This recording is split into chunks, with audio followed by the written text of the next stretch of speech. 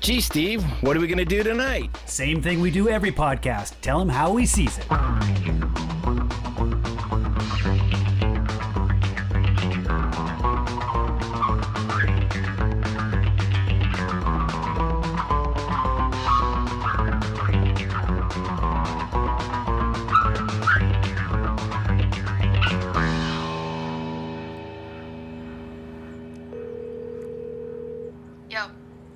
Yo. What's up? I'm on Central Ave. Oh, cool. I'll be right out. It looks the same. It's very much the same. What are you doing there? I'm just dropping something off at my mom. Godspeed. Appreciate that. When's the last time you were over there? I don't know if I remember. Was it a Mikey birthday or a Fac birthday when she tried to grill the pizzas?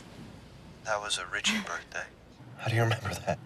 Because she almost burned the house down and I lost my favorite green sweatshirt. What did it look like? Like a sweatshirt that was green. I'll keep an eye out. Much appreciated. How's work?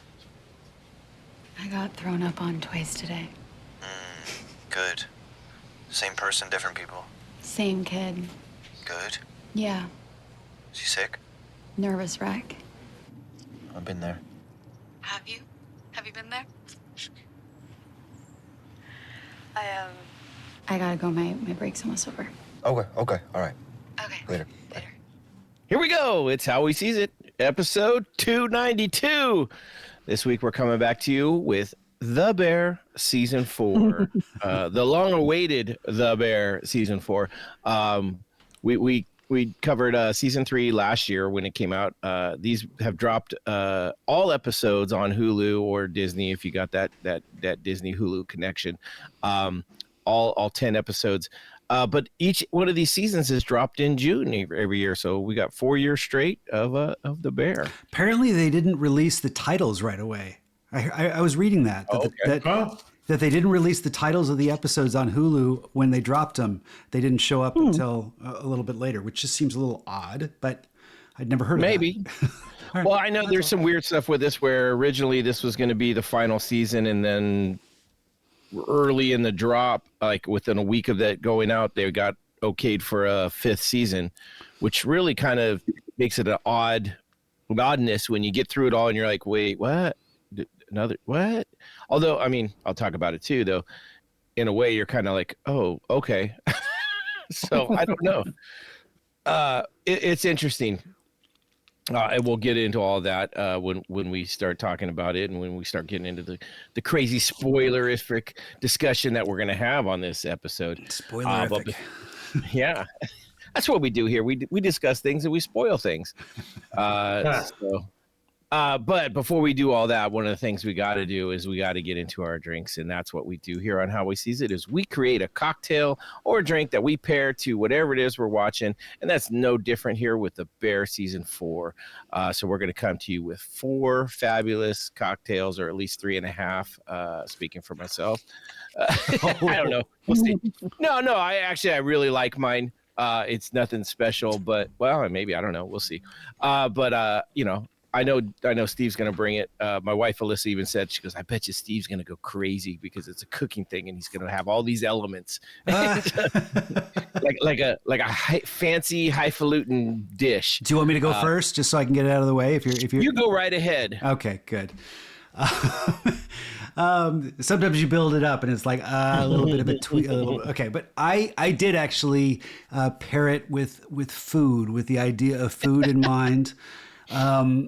I called it the Michelin Gambit, and this whole season is Carmi's quest for 1 Michelin star, and my brothers worked at 2 Michelin star restaurant when they received their 3rd Michelin star. He was the sommelier, so I followed his kind of emotional journey through that, and so I have a little bit of a. Where was that? Where was that against? Addison in San Diego. Gotcha. Yeah, so I have a little bit of an emotional understanding of that through my brother, since we're not twins, but we still have an emotional connection. So there you go. So I decided to pair my cocktail with a side dish based on the episode 3, which was called Scallop. And I thought it was a really good episode. So I decided to make a scallop dish in the shape of a Michelin Man as best I could. I thought about making a marshmallow-based drink, but I instead tried scallops, and it's more like a Michelin monstrosity. It does not look like a Michelin Man, but the theme was there. If you look at the picture, go to hwsi.podbean.com. We'll post the picture, and you could see the side dish there. And then I used that to try to pair a drink to it, and I tried to pair a drink kind of like Carmi or the gang at the Bear would try to come up with something that was a little bit more leaning into the pinky out. I actually got a pair of tweezers for some of my garnish because I thought that was really the way to go. And I was trying to make something that was smoky, sweet, tart, savory, kind of all these elements. So here's what I ended up with: 2 ounces of a Japanese whiskey. There's kind of a smoky element there. It's not quite so smoky like a scotch, like a peaty scotch, but it does have a little bit of smoke to it. Half ounce of Amontillado sherry, that's going to bring a little bit of savory to it. Half teaspoon of fig balsamic vinegar. This is a vinegar that we picked up. I can't remember the place. Noah, it was that place that you recommended. In Petaluma. I can't remember the name. That's where my daughter got engaged. Yeah, we picked up some balsamic vinegar there a few months ago when we went for a tasting. Really good. I decided to add a half teaspoon of this to bring a little bit of tartness to this cocktail, and then a 1/4 ounce of salted honey syrup I had. So that's going to give some sweetness, but again, a little pinky out with the salt added. 1 dash of celery bitters, again, to bring a little bit more savory. You're going to stir it up. I made my own ice. I haven't done that in a couple years. I felt really cool and pinky out for that, where you freeze the ice and then you cut it up into blocks of, big chunks of ice that are nice and clear. I thought it's definitely something that a restaurant that's trying to get a Michelin star is gonna go for. And then again, I garnished it with a little bit of dill and a little some flower petals. And of course, I use tweezers in order to garnish it, just like they do in the Bear. So again, I call this my Michelin Gambit. Kind of, that's the big gamble for this season, and whether or not they get their Michelin star, we'll spoil that later on whether or not that comes to fruition or not.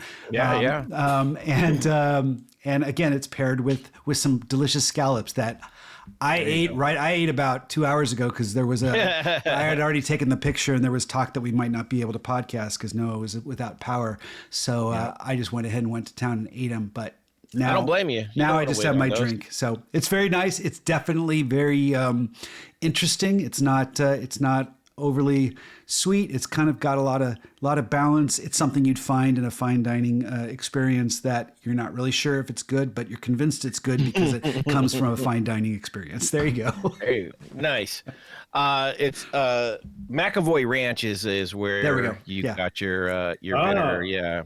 Really cool spot. Like I said, my daughter got proposed to there, and we were able to be there for that, and it was really fun. I ended up coming home with a couple balsamic vinegars and some olive oils too, so I get the attraction to them because they're good. I used a little dropper full drops on my plating of my scallops. So I got 3 drops right alongside the dillweed and the flower petals. So I was nice, really trying. Fancy. I was trying to pair it. I was trying to make it nice and delicately, and just like you'd see in a fancy restaurant. So yeah, I get it. Yeah, they put a lot of work into those to make them pretty. I wish they'd put a lot of work in them to make them hearty.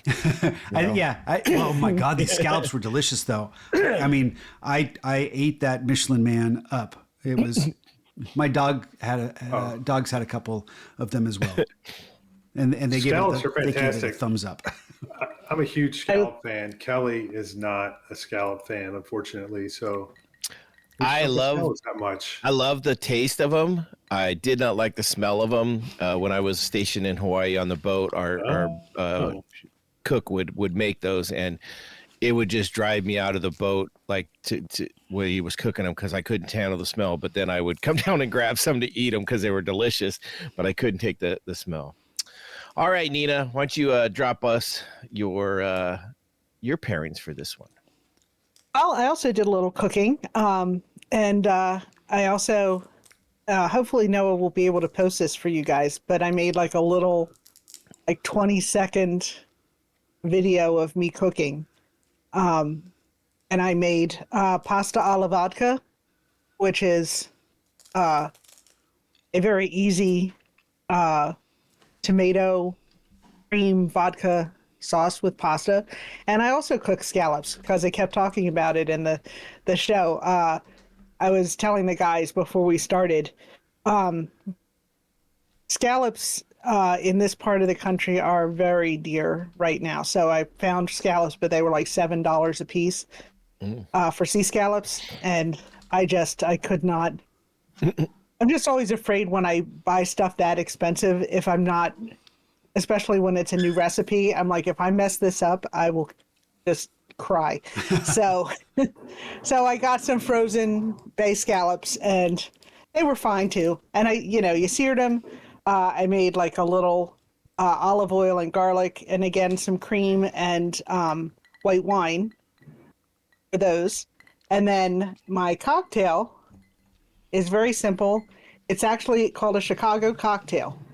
And it's hang on, let me look up I forget the measurements now. 2 ounces of brandy, a half ounce of Cointreau, a dash of bitters. That's Angostura bitters.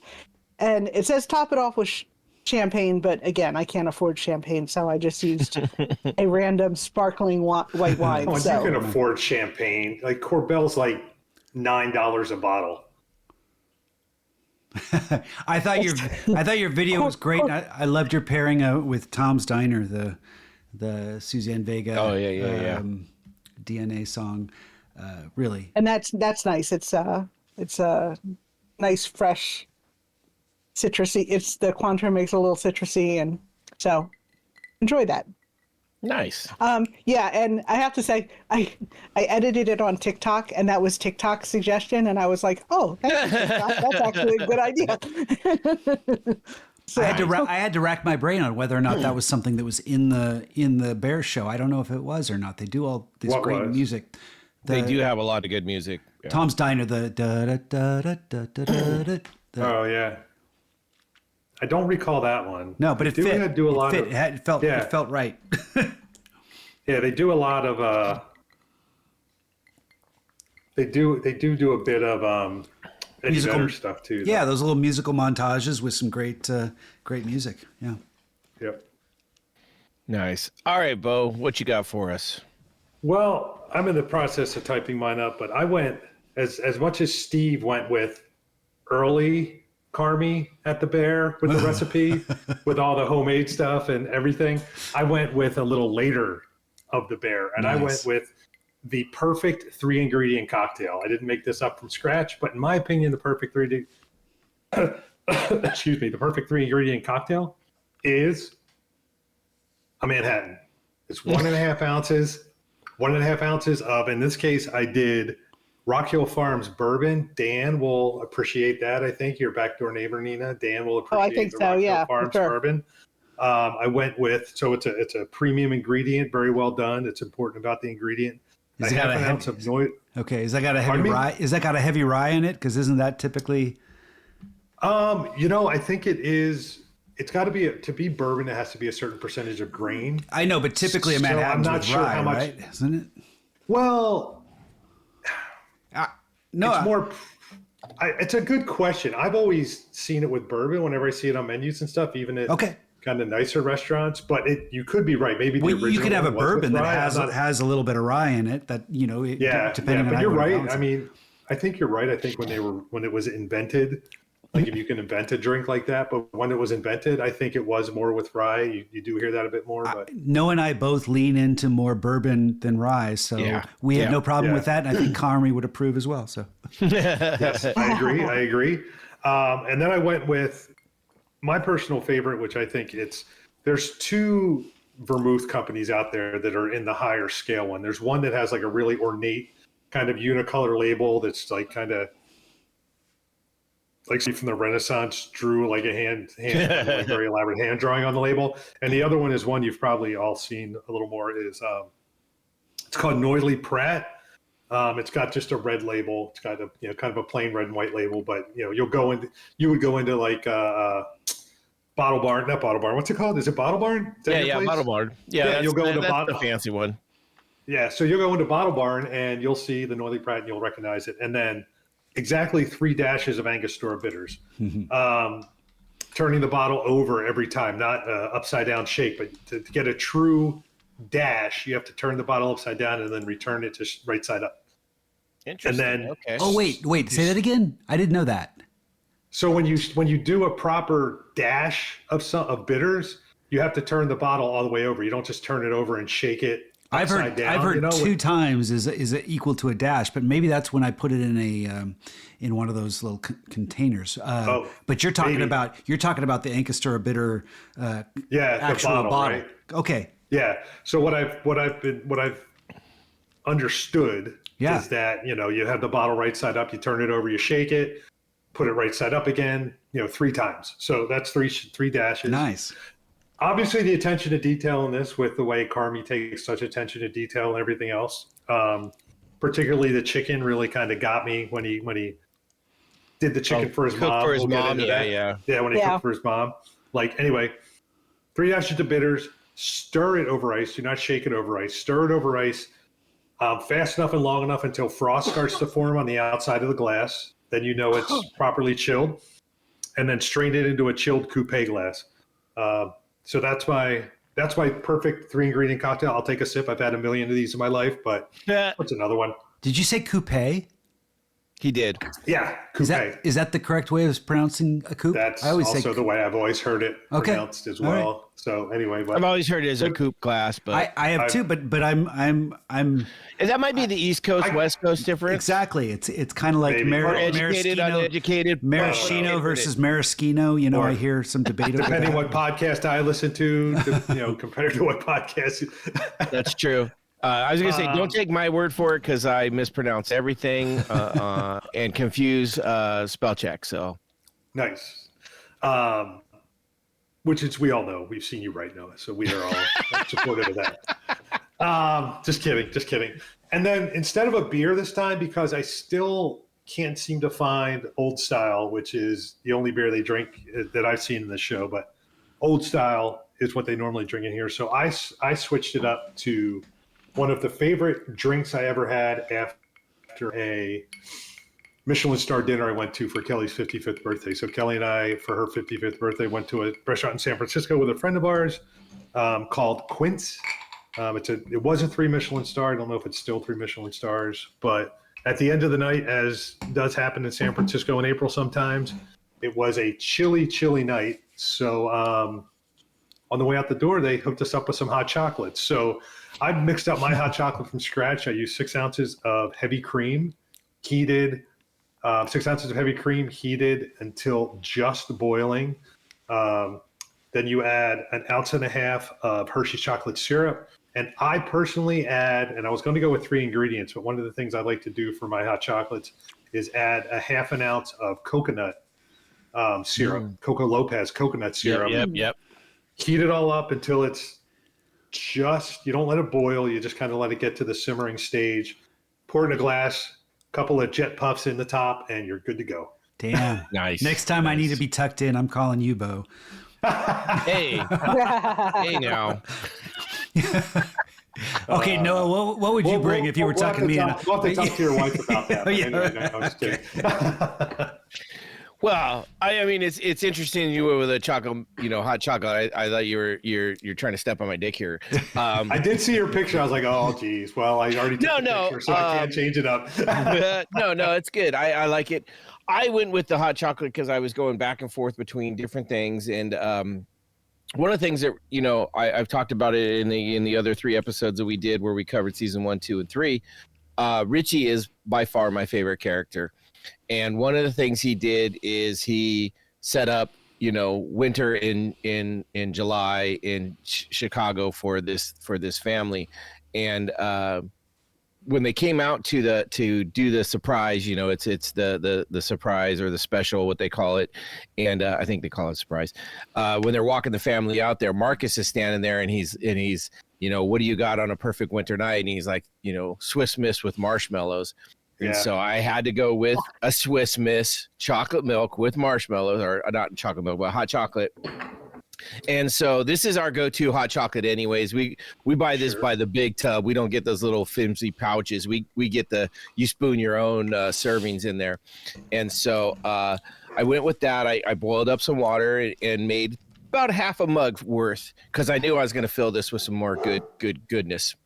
And so I went over, I got the hot chocolate started, went over to my bar, and I could not find my peppermint schnapps, which is usually my go-to. Ooh, that's the first date drink for Kelly and I that you're describing there. It's called a Girl Scout cookie. It's one of my favorite, in the snow kind of drinks. But so I was looking around and seeing what else I had. And then I came across, I knew I was going to throw a little bit of vanilla vodka in there just because I wanted to get a little bit of sweetness in it.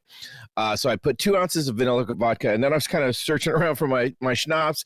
I couldn't find anything. I was like, oh, what else? And I came across my 99 bananas. I was like, oh, wait a minute. That sounds really good. So I put 2 ounces of the 99 bananas for 2 reasons. For one, I wanted that kind of a different flavor than you normally get, and chocolate banana really goes well together. And I wanted it to be nice and a good kick in the pants. So 99 proof is always the way to go. Then I was looking at it, and I was like, I want a little creaminess. So I threw in a salted caramel Irish cream, 2 ounces of that. So basically, I got 6 ounces of liquor in there on 6 to 8 ounces of hot chocolate. Again, threw a couple big marshmallows on top of it to get them to melt into there. And that is what I call Richie's Winter in July.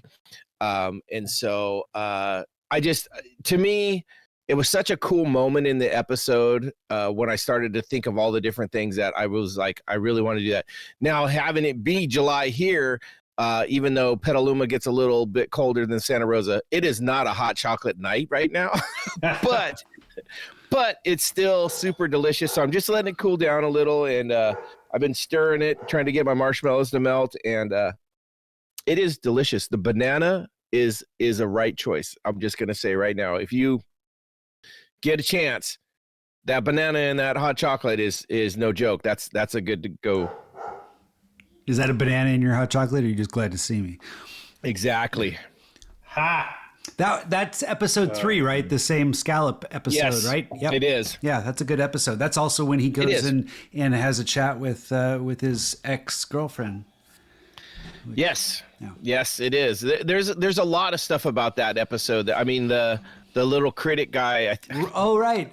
Right. And he brings out the Rob Reiner. Yeah, they bring out the shows up for that episode. Yep, they bring out the beef sandwich for the family, and then he gets him one of those. It's such a fun episode. Which is, now that we're done with their drinks, we can get into the spoiler talk of this season. Season. Real quick. Sorry, when you were a little fast. No. Just went out of my head. I was going to say something about what you just said. Oh, I know what I was going to say. I was going to add one more thing. If you guys notice in the photo I'm going to send here, I actually have a Chicago coffee mug that I'm putting the hot chocolate in for when you get to it. So there you go. Yeah. Anyway, that was what I was going to say. Sorry to throw off your shit. Wait, did you send a picture? Or you didn't send a picture. He hasn't sent it I'm yet. sending it. I'm sending it right now. Okay. I got a little behind. I got busy at work. Sorry.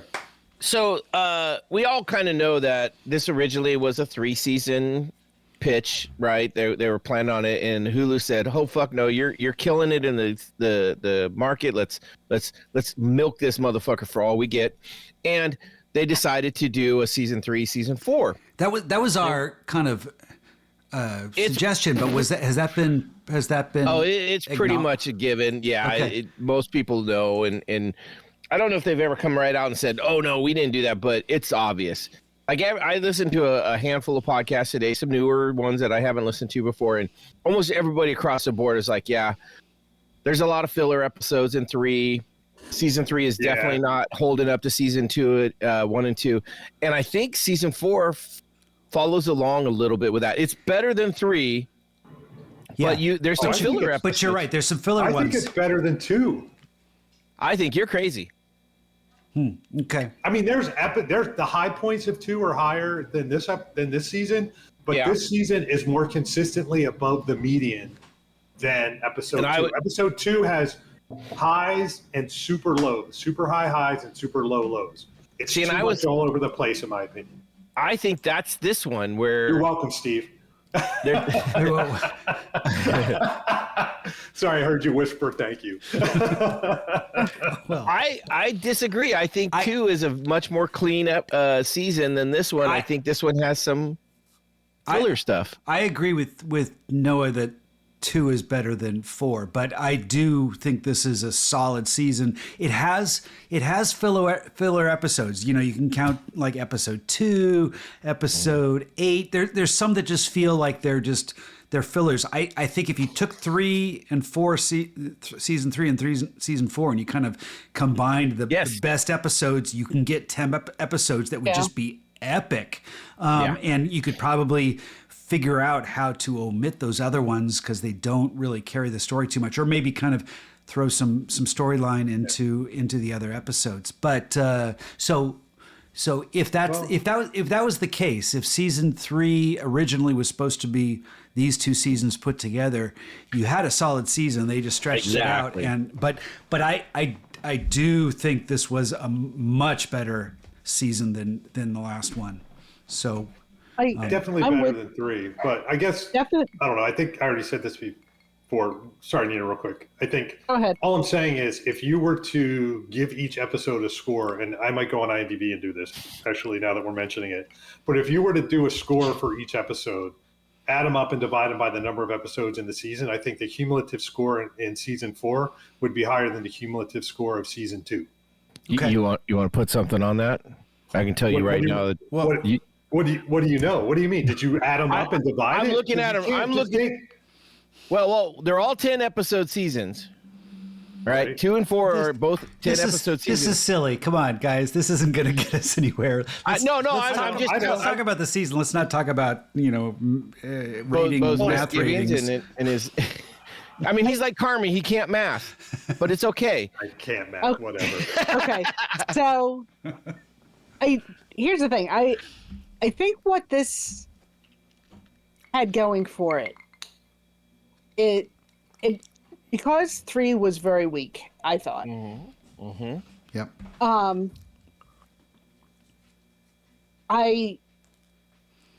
It kind of felt like this season kind of was started out kind of low and ramped up, and it just kept ramping up.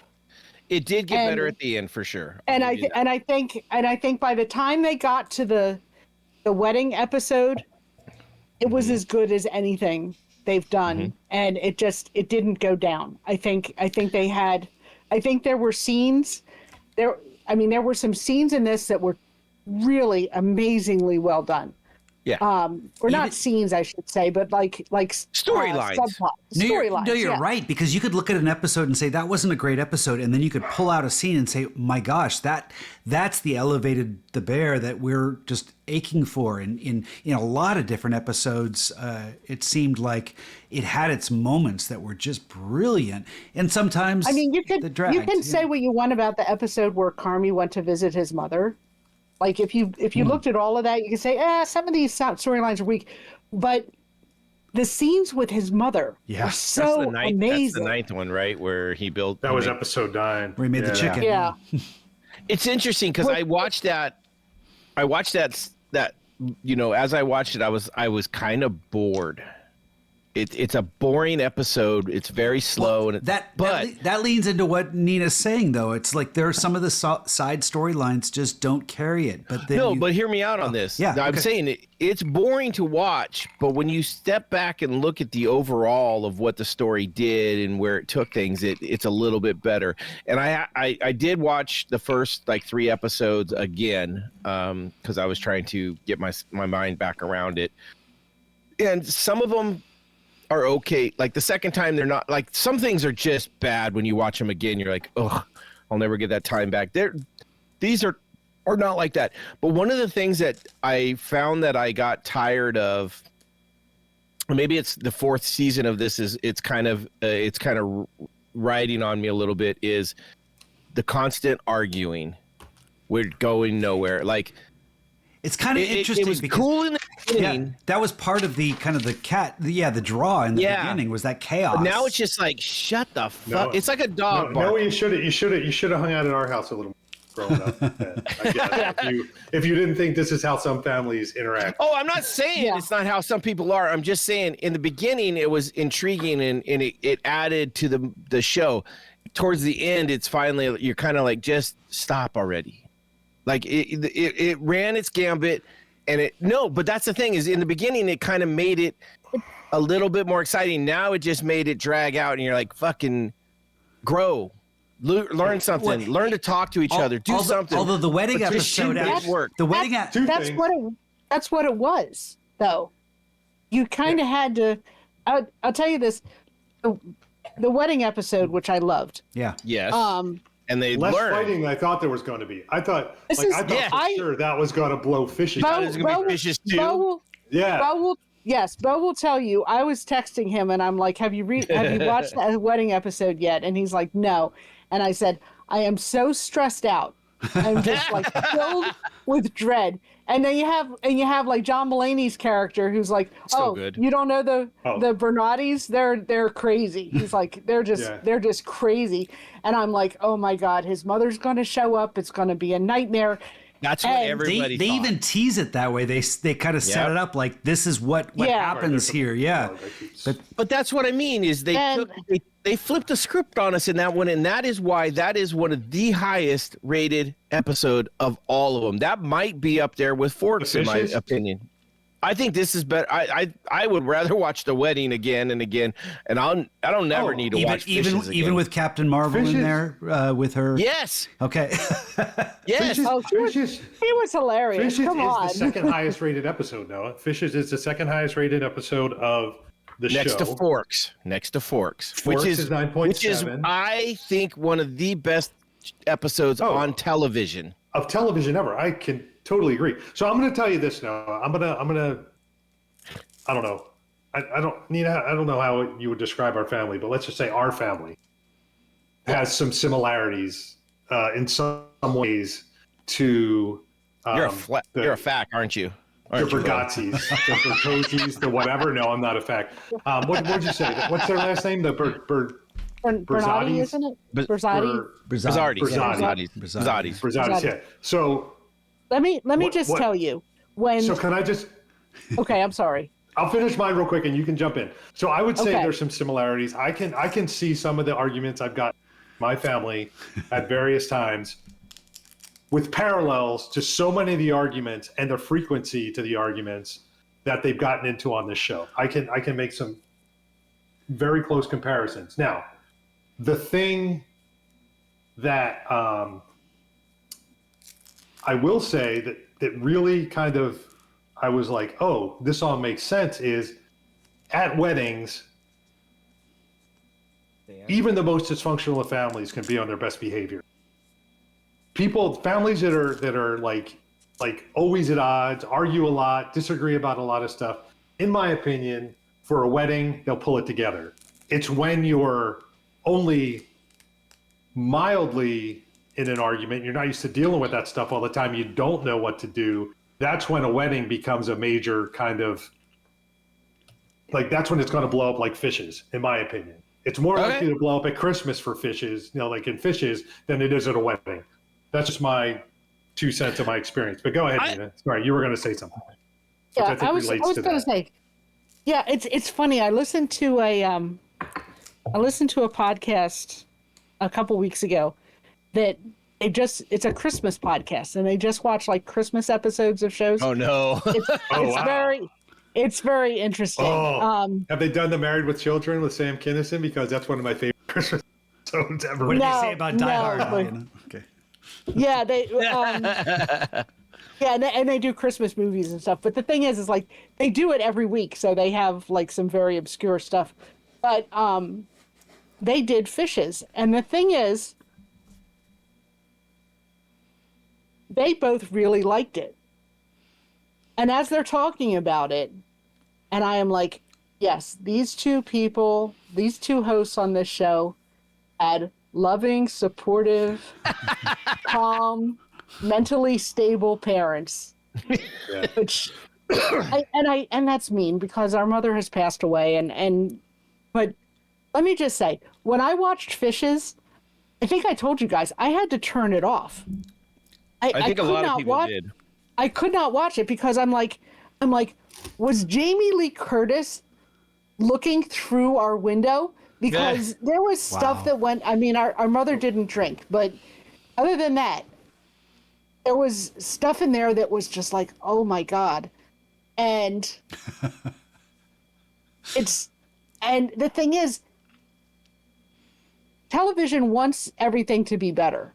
Like, like a lot of lesser TV shows would have had like at the end everybody would have hugged and cried and it's like, I love you guys, oh I love you too, and it's just like, I'm really sorry, man. Love you, man.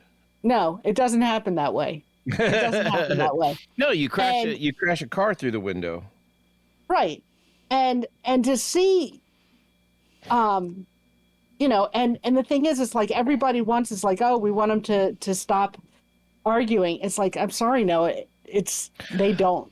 And even like the scene in this where Carmi cooked for the chicken for his mom, and she had, I mean, even when she had her list of things that she was sorry for, which was really healthy, and I'm like, this is what Carmi really needed was for his mother to take some ownership and responsibility for what she did to him. But even that, she was kind of unhinged, And no, I get you, and I understand that. I understand that's what this series is based on, is the horrible communications of the people, and Carmi is the key to that.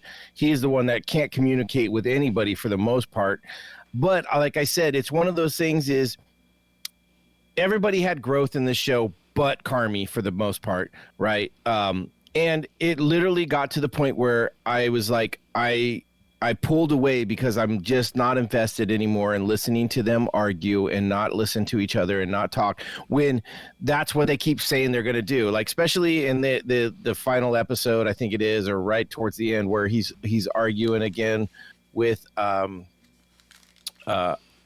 Sydney.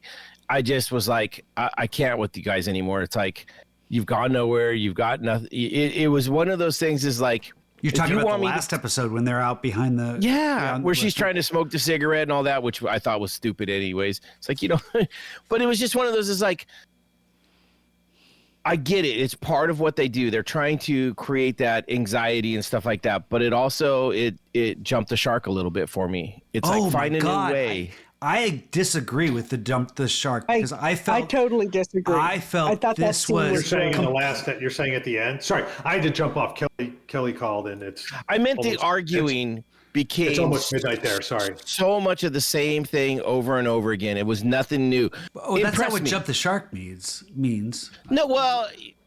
You know what I mean, though. It got to the point where it's like you're trying to impress people with the same old bullshit. Okay, whatever. I jumped the shark or not, whatever. It was like you keep going back to the same trick. To me, this It's a one-trick pony at this point. If that's all you got is arguing. Well, I mean, one of the things I thought it defied was this desire to kind of have this happy ending, where the restaurant survives and everyone kind of, they make it with the countdown clock and stuff. And instead, you get thrown this, Carmi's going to retire or he's going to leave or and you really. Bullshit, as we know. Huh? But. Which is bullshit. Yeah, but like we all know it's bullshit. Go ahead, sorry. Yeah, but it still felt you could have gone back to some of the episodes previous and seen kind of the writing on the wall and realized that for his mental health, this is probably the best bet. But for television, it is like completely not jumping the shark. It's like you want to jump the shark, you're gonna like. No, I get what you're jump saying. right it's not jumping into the yeah. Okay, go ahead. But they stayed with the same one-trick pony with Carmi as not being able to discuss things, not growing. Everybody else around him grows, but him. His only way of is leaving. And I agree with you. Yes, it's a closure. That was Richie's point of view. I agree. Richie had a valid point of view, but I think Carmi had a valid point of view as well, and they were trying to like challenge each other on what that point of view. It didn't. It was like two magnets kind of pushing away from each other. That Carmi had a valid thing to say and Richie had a valid thing to say, and we were seeing that clash. So I watched that episode. That was the only episode I watched twice, just because it. Is that the final one? The final episode, because I was. The first time I was kind of confused. I was like, "Wow, I'm still confused. I didn't see this coming," and so I watched it again, and it plays out like a play. I brought up True West, a Sam Shepard. I thought that too.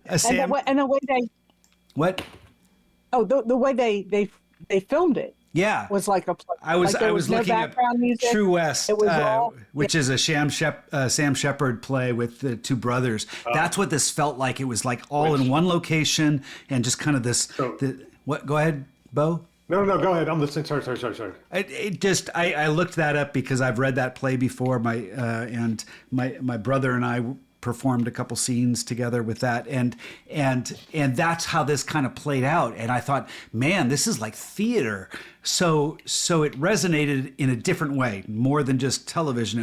It felt like theater. But I also thought it was important for the characters, and it did just the opposite of jumping the shark. It threw me for a loop in a way that felt more real, more like this is someone trying to make a decision about their life, not about television success stories. No, I get you with that. Maybe I used the wrong term, jumping the shark, but to me, it was beating a dead horse. It's like, show me something new. I get what you're saying there. It's the same old bullshit. It's the same arguments. They never get anything different. How do you grow after 4 seasons? And we don't sometimes want that from entertainment. We want entertainment to be kind of new and exciting and kind of some of this same old.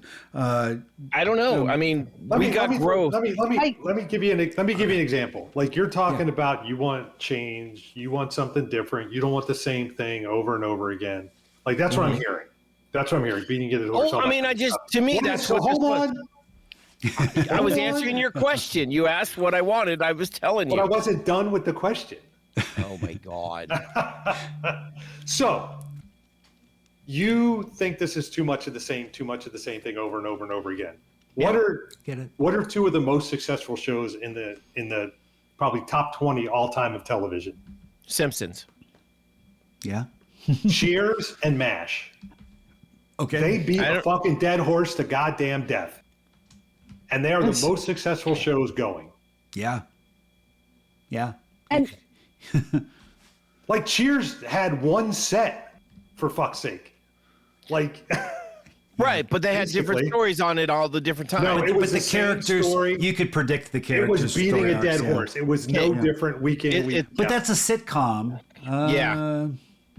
But wait. I get what you're saying, Bo. That's a very valid that sometimes if you find a formula, you stick to it. And do you think that's what this series is just trying to do, is stick to a formula?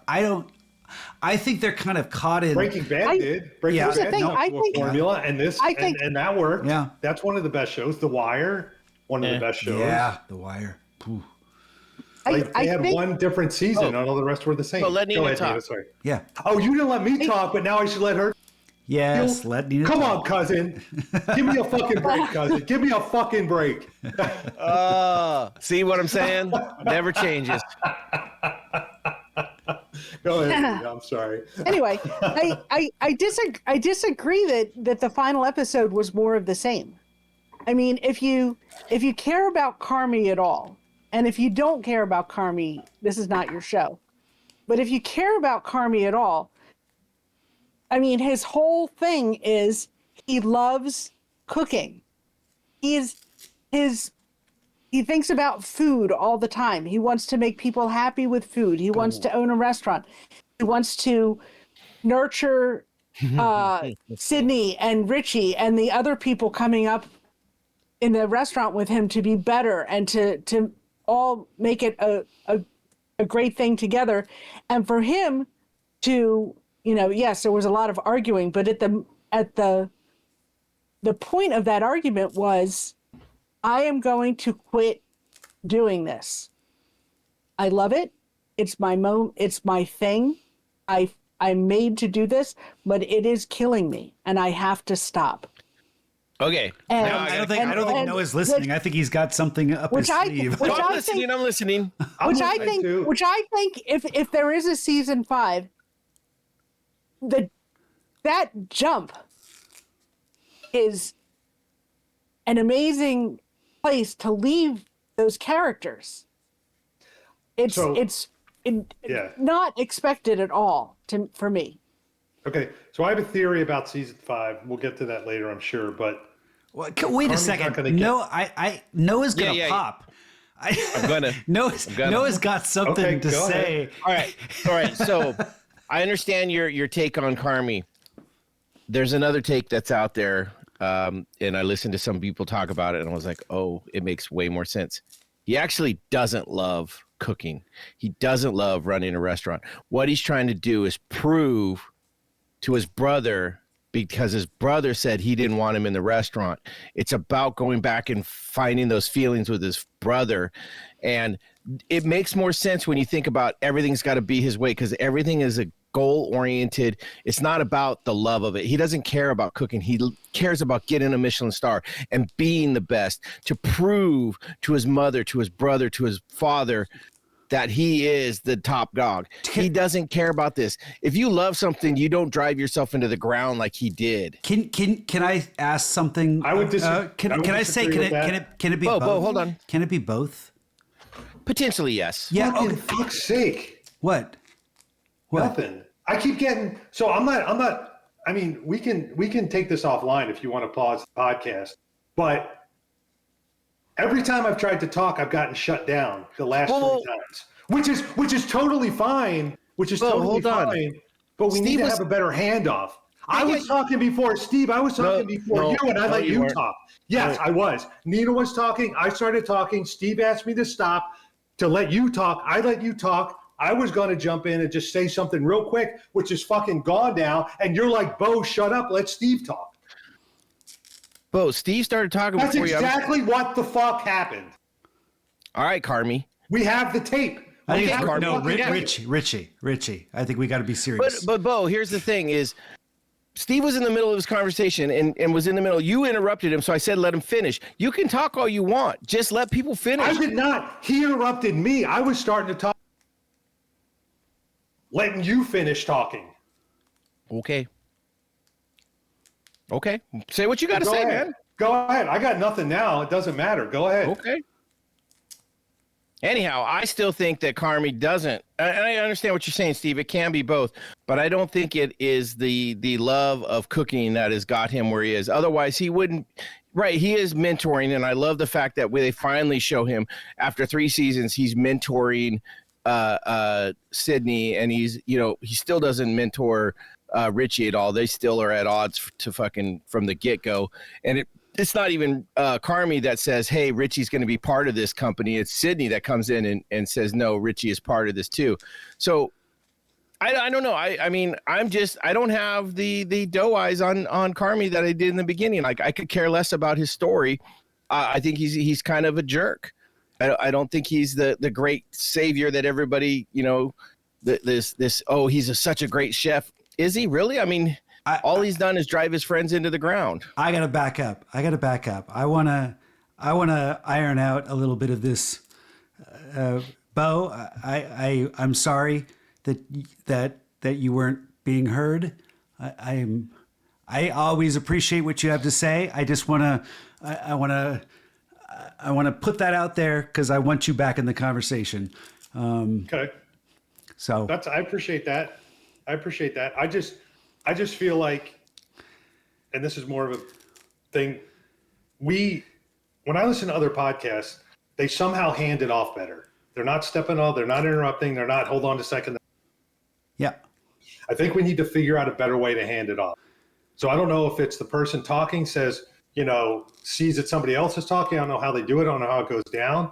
But for some reason, we're not handing it off well, and we end up stepping all over each other. We also drink. The next person. I'm not saying I'm fucking great, but anyway, go ahead. We also start off the podcast by mixing a drink and leaning into that a little bit. So it's not it sometimes gets a little sloppy, but. And I'm as guilty as the next person. And we're also on Discord, which doesn't always, the timing doesn't always line up with, you start talking and then because of the delay, there's a little bit of latency that throws things off. And so those are just little excuses that kind of add to the struggle. I think we're having a good conversation, and that's what our listeners are hopefully tuning in for. So, yeah, not after tonight, but yes. Well, no, the drama is a part of it too, and I think it goes along with this series too. It's kind of not ironic, but it kind of resonates with what this series is about, and it kind of funny enough how Noah's getting tired of all the arguing in the series, and suddenly we're kind of faced with a little bit of that drama here on our podcast. Yeah. No, I have to say that's one of the things with season 4 that kind of it's almost like you did that in season 1, season 2, a little bit in season 3. Give me something new. Give me something and we got one of, I have to say episode 7, Bears, right, was the wedding, is one of my favorite episodes. I would put that above Fishes as far as in entertainment, and just maybe not the fact that half the episode was underneath the table. It was almost acknowledging. I want that Harry Potter magic table. It was almost acknowledging the fact that we have to take this conversation kind of, they obviously couldn't be, screaming at each other under the table. They're there for the daughter. And there was a little girl, Richie's daughter, right? yeah, a little kid that is having an actual kind of moment where she has to figure things out, and they're doing everything they can to kind of help her out, and they're all bringing down, I mean, gosh, how many people were there? There was like a dozen people under the table at the end. There was easily a dozen under, if not more, all trying to figure out how to communicate in a way that was underneath the noise. How do you, and yeah. Well, and here's another knock on Carmi that I'm going to throw out there. Everybody, right? I think it was Claire that said, okay, let's all talk about what our greatest fears are. And everybody bought into it except for Carmi. He threw some bullshit answer out there, right? He started to go down there and then threw out math. Well, I mean, you could look at I think there were other people that had bullshit answers, but yes, he did have a bullshit answer. But his was so blatantly bullshit that it was like, come on. That was the point. But he's the main character, so obviously we're waiting for his answer. That's why I was trying to say. You're not supposed to like Carmi. I mean, Nina said earlier. You're not? Earlier that it. Huh? You're not? I don't think you are. Nina said the more I watch the show, the longer I watch the show, the less I like Carmi, the more I like Marcus, the more I like T, the more I like the people that came from the other restaurant, the less I like the sous chef. Richie. The more I like Richie, the less I like the sous chef. What's her name? Tina? Sydney. No. The second chef, the one that's getting it. It's Richie. It's Sydney. Richie. Sydney, right? Sydney. Sorry. So the less I like Sydney, the less I like Carmi, the more I like all the other characters.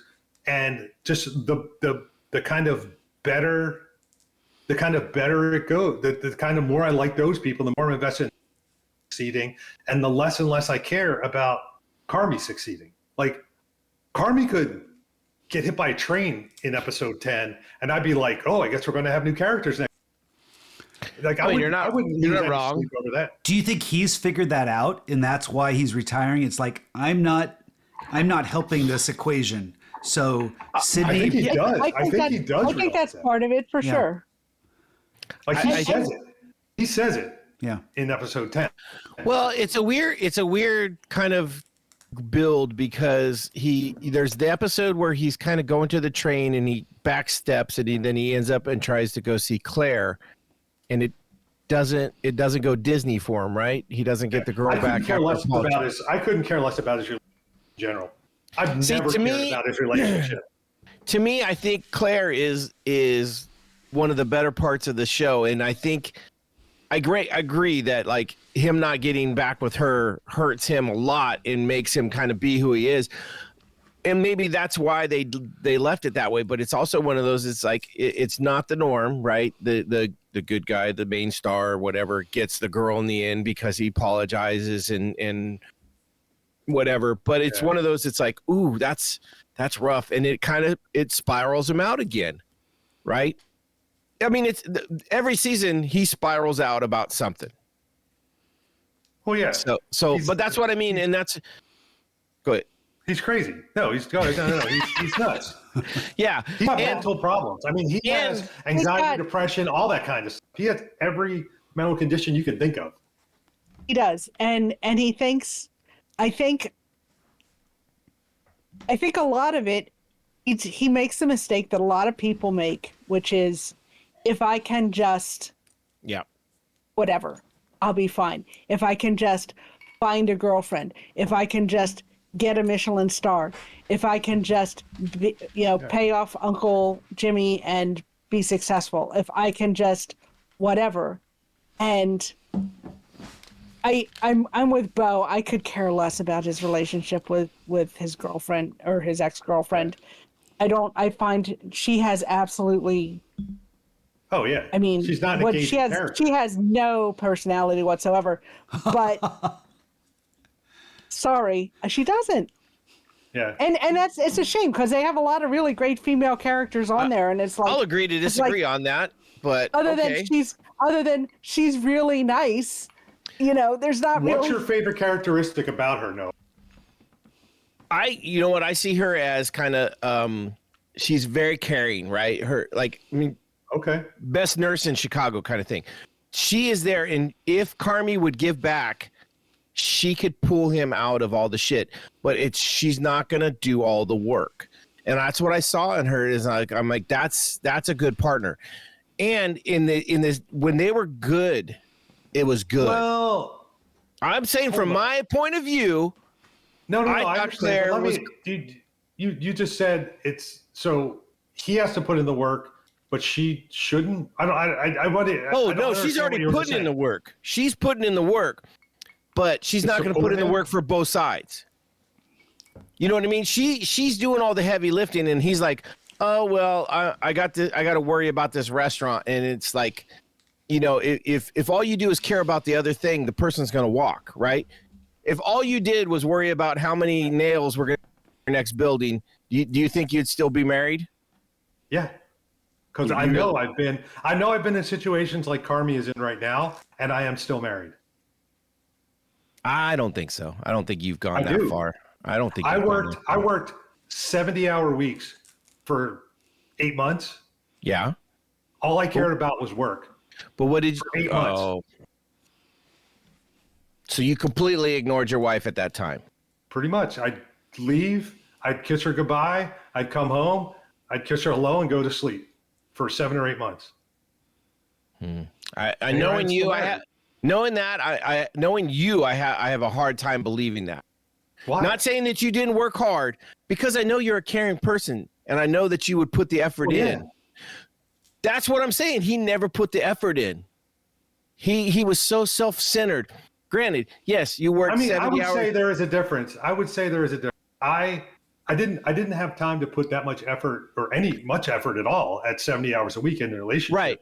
But I still cared about, and she knew I still cared about her. Whereas probably Claire does not realize that. Because the time that you had, you made it count, right? Yeah. If you had a half hour, you made it count. That's true. Yeah. That's Carmi true. never That's did true. that.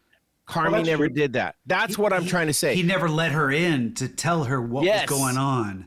And exactly. I'd go with that. Because sometimes that's an agreement. It's like, you know what?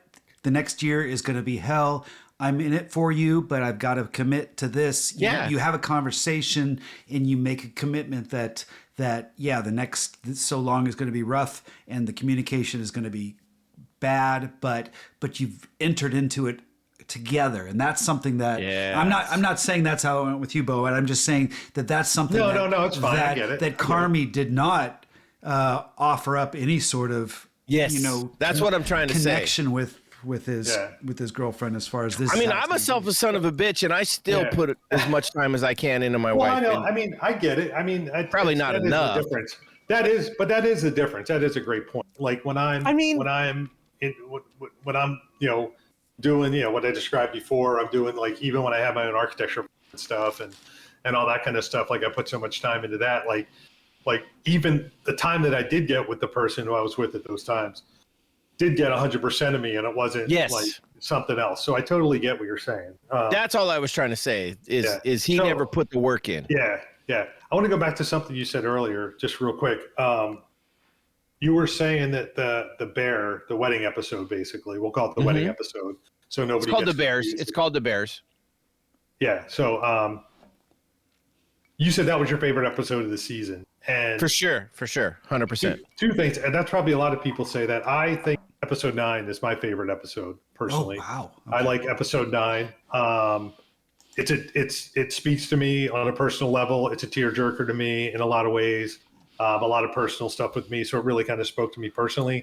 I get it, but I find it interesting that I would say you're not alone, obviously, Noah. That that the Bears is your favorite episode, and the Fishes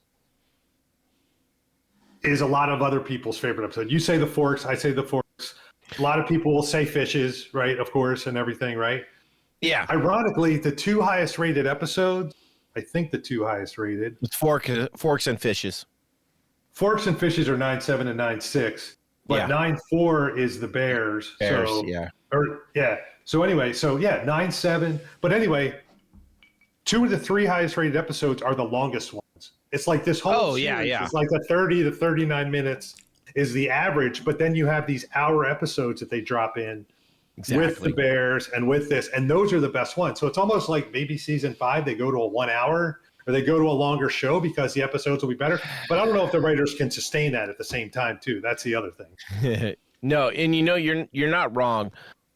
Interesting. So there's a season 1 episode 7 has a 9.5 for the 7th episode. So that actually is that the one that is almost like a full one take?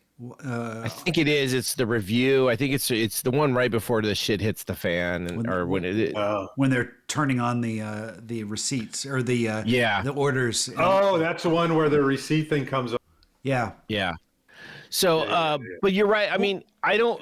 So I thought about this today when someone was talking about like, these guys are killing it. They're they write these. Can they do it year after year? They're doing 10 episodes.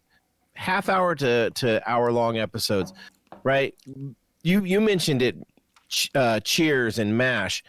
Those guys were dropping 40, 50 episodes a year, 20 minutes half hour, each, 20. I think those seasons were like 28 or 30, like somewhere around. They were quite a few. But right? I mean, if you think about it, realistically, those guys were doing way more work than these guys are doing, and these guys are getting all this praise, like, they're working their asses. I'm like, really, they're doing about the same as old school sitcoms were doing. Family Ties is one I just watched not too long ago. I watched the first couple episodes, and I was like, they did that for years, and they were dropping quite a few episodes every year. And it's just one of those. It's like, how do Well, I'm not going to give these guys as much credit though. Those episodes are only 20 minutes of acting too. That's the other thing. They might not have been like as long. Like when you do a half hour show with commercials, it's 22 minutes. Right. Okay. So that's what I'm saying. So I'm just saying I'm kind of agreeing with you. 2 episodes of those is 1 episode of these. So it's not this, like, oh my God, I can't believe they're being able to, it's just one of those like, no, they've been doing this for years. Although let's keep in mind, it was only about 3 or 4 years ago that they stopped kind of having this episodic length where that you had to fit in commercials. Now, but true. You mentioned Breaking Bad, and those series were stuck on they had to be 40 whatever minutes long because you had to have commercials, and they always had to fit that in. So they were scripted to the minute, whereas here it's however many minutes to the edit. Whatever it takes. Yeah. Just until you want to stop. Yeah. If they want to edit it down to 20 minutes, sure, you're going to have a 20-minute episode. Like that episode 7, season 1. I think that's a really short episode.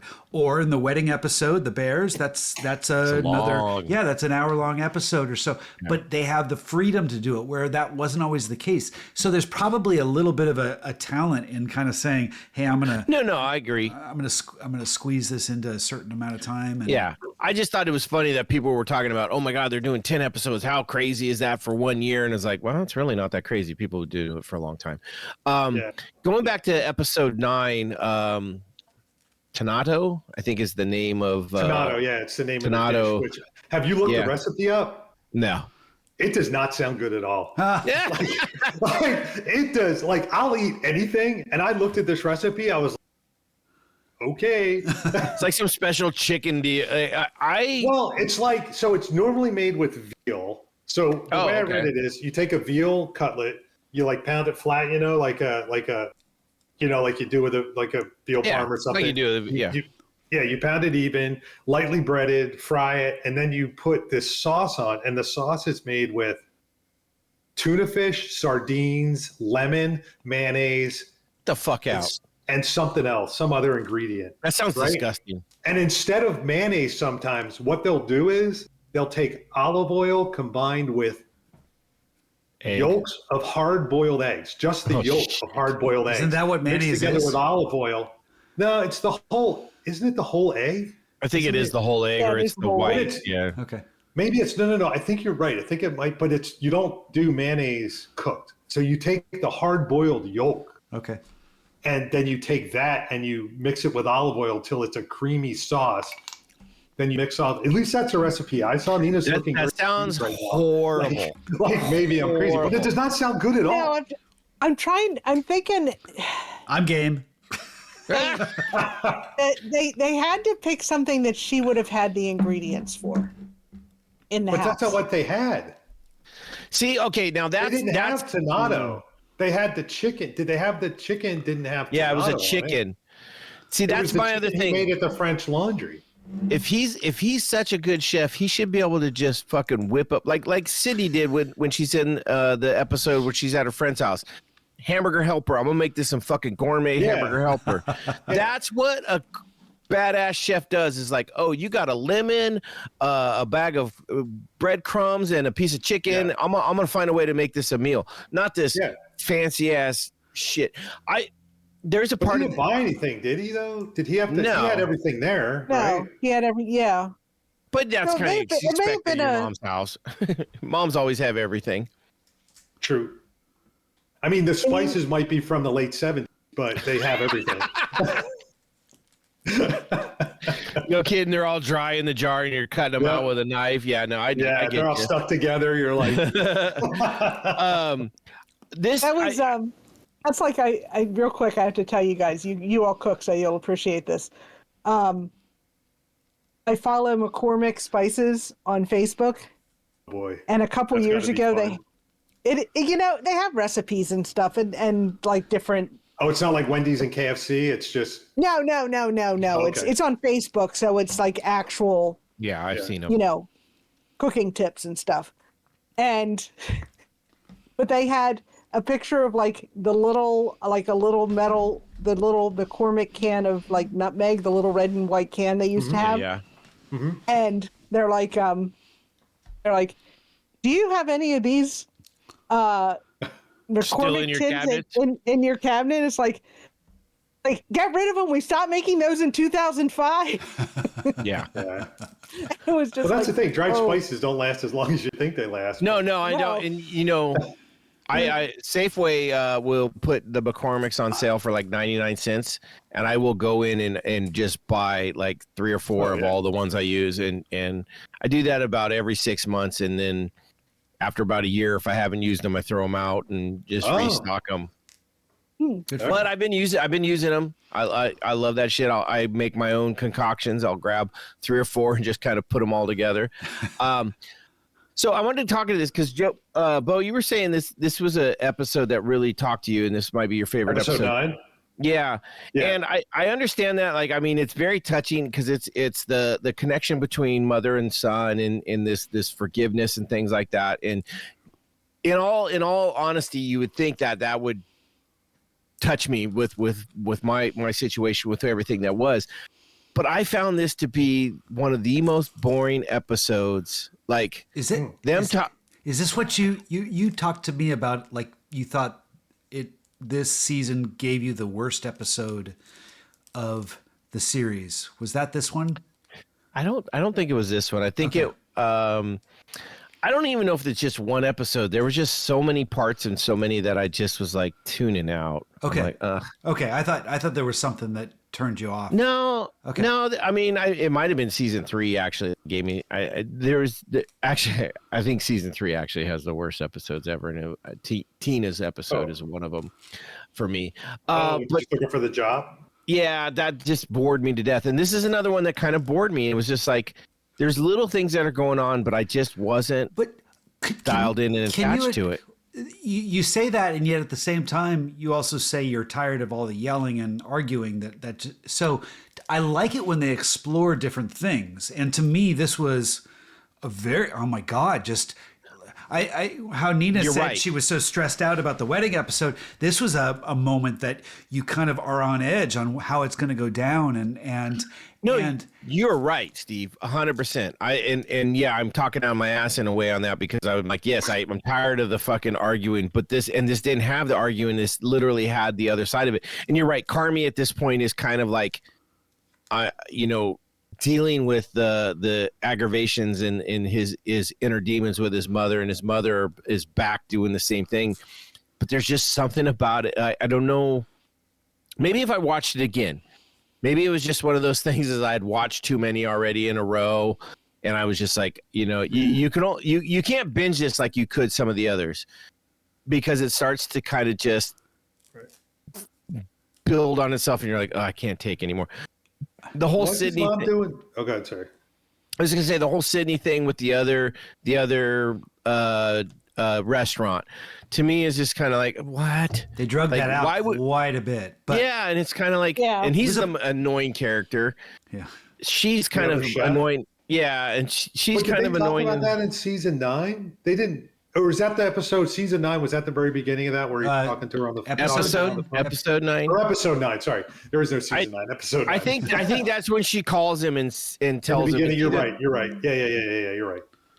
And it's one of those. It's just one. It just, we all know that I talk about rewatchability. For me, the only rewatchable episode in this realistically is the wedding. Right, in the Bears episode, the rest of them. What about like, Scallop? I don't. Episode 3 when they have the. The only part I really like of that is when Richie is taking care of the special and taking care of that little family thing. The rest of it's kind of so. I mean, there's little parts of all throughout this season that are sprinkled in that I really like. Yeah. When we get the chef from is it Denmark? Comes back and helps out. Drops in. He's from Copenhagen. Yeah, I like him. When he comes, I like him, but that felt so forced. It was like, let's bring back a character it is that forced. we like. It's 100% forced. Okay, but I actually like that character. I do too. And I was thrilled to see in the chef industry, but how common is that? Hell no, that guy ain't coming back in and just fucking volunteering his time, dude. That'd be like you going, yeah, shit, I'll go down and work for you for free. Steve, ask your brother. My brother doesn't do shit for free. I might. Yeah. So anyway, back to episode 9. So two things. One, something we talked about earlier on in the episode, which just kind of clicked in my head right now. I forget, Nina, if you said it or Noah, if you said it. I think you said it, Noah. You were saying about how you were listening to podcasts, and some people said that they thought that Carmi wanted to like make his mom happy, make his brother happy, make his dad happy, Yeah. whatever. So I don't know that he's ever. I mean, looking at the pictures, talking about his dad with his mom in episode 9, there's a little bit of maybe like he didn't really know his dad, and you don't really know much about his dad. So did he make his dad happy? We don't know. We don't really 100% know if he made his dad happy. But I think it's more his mom and a brother. But what we do know is from Bob Odenkirk at the Bears, he made his brother happy. He absolutely made his brother happy. That was a very kind of touching scene, and that goes kind of hand in hand with that. But then also, like, he made his mom happy. Like, like making that chicken for her, and that really speaks because I love to cook. I think I've said this before, probably on the last Bear episode, but you know, when I went to architecture school, there was like I was. I could tell you love to cook just the way you describe your cocktails, Bo. Just saying. Well, thanks. I was culinary school or architecture school. Like that's out of high school. Like those are my two choices. Clearly, I picked architecture school, but I do still love to cook. So my parents came out to visit me in San Francisco. I want to say not too long before the pandemic, probably the year before the pandemic. I can't remember exactly, but so one of the things I did while they were out there was I beef Wellington, which is one of my favorite things to make, and it takes a lot of time and care and all that kind of stuff. And it's like one of those things where when I saw him making that chicken, and you could see him looking at it, and the way he had his hands on it, and the way he held it. The way he held that chicken was exactly, and I don't know exactly, but to me in my head, it was exactly the same way he held all the chickens when they showed that episode where he was doing the chickens when he worked at the French Laundry. So he was like channeling that kind of thing to him, and he was doing it. He wanted to do it as well as he ever did it at the French Laundry, 3 Michelin star restaurant. He wanted to do it as well as he ever did it in his entire life. He wanted to do it for his mom because he was like, kind of like, okay, like maybe she is making a choice. She's been sober for a year. She's maybe not going to be as bad. Hopefully she doesn't drive through any houses anymore, all that kind of stuff. And, and she said at the end, like she was very appreciative of it.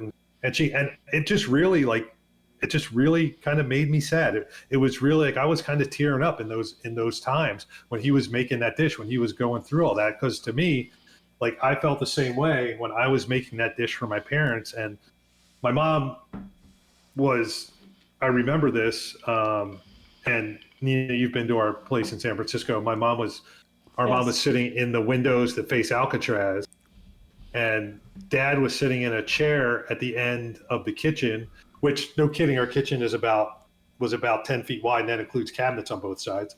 But my dad was sitting at the end of the kitchen, and the whole time I'm making this, like we're just talking, and we're talking about like the food, and I'm asking him about his dad, and I'm asking about like we don't really talk much about his family. We don't really talk much about his dad. Dad died when he was 5, and then his stepdad died when he was probably like 8 or something like that. Nina, right? Like pretty young, if I'm not mistaken. Something like that, yeah. Yeah, so something like that. So he had 2 fathers die before he was out of elementary school, and so like talking to him this. Like this kind of spoke to me kind of in the same way for me. So that's why, like, and it's a personal thing for me. Like, I get it. Like somebody else might not have the same sort of feeling about it, which, hey, that's totally fine. That's why they make vanilla and chocolate. But it really kind of spoke to me like in that way when I was watching this episode. So maybe that's why this was my favorite episode of the season, because it just had such a personal connection for me. No, I get it. And it definitely is going to touch on sons and their mom, kind of relationships, and that's why I said it could have a reaction with me, just because I didn't get to spend as much time with my mom, so maybe that's what it was.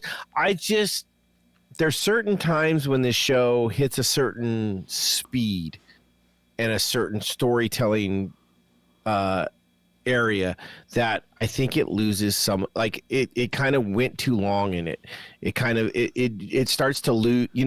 They talk about the phone test with a show, right? Can you watch this and not touch your phone? This did not work for me. Like I literally was like I kind of got bored with it, And I understand that, yes, it's very touching. It's very strong emotion of Carmi and his mom. And maybe it's because I don't give a shit about Carmi at this point that I really don't give a shit about him and his mom's, relationship. It's interesting with dramas, because dramas, when they get into when they get to where they understand the characters, and suddenly you're faced with, okay, we can take this show and take it in a trajectory that is real life. And in that real life trajectory, it is not the most entertaining thing, but it is interesting. It resonates in a real way, but it doesn't resonate in a ultra entertaining way like television is concerned.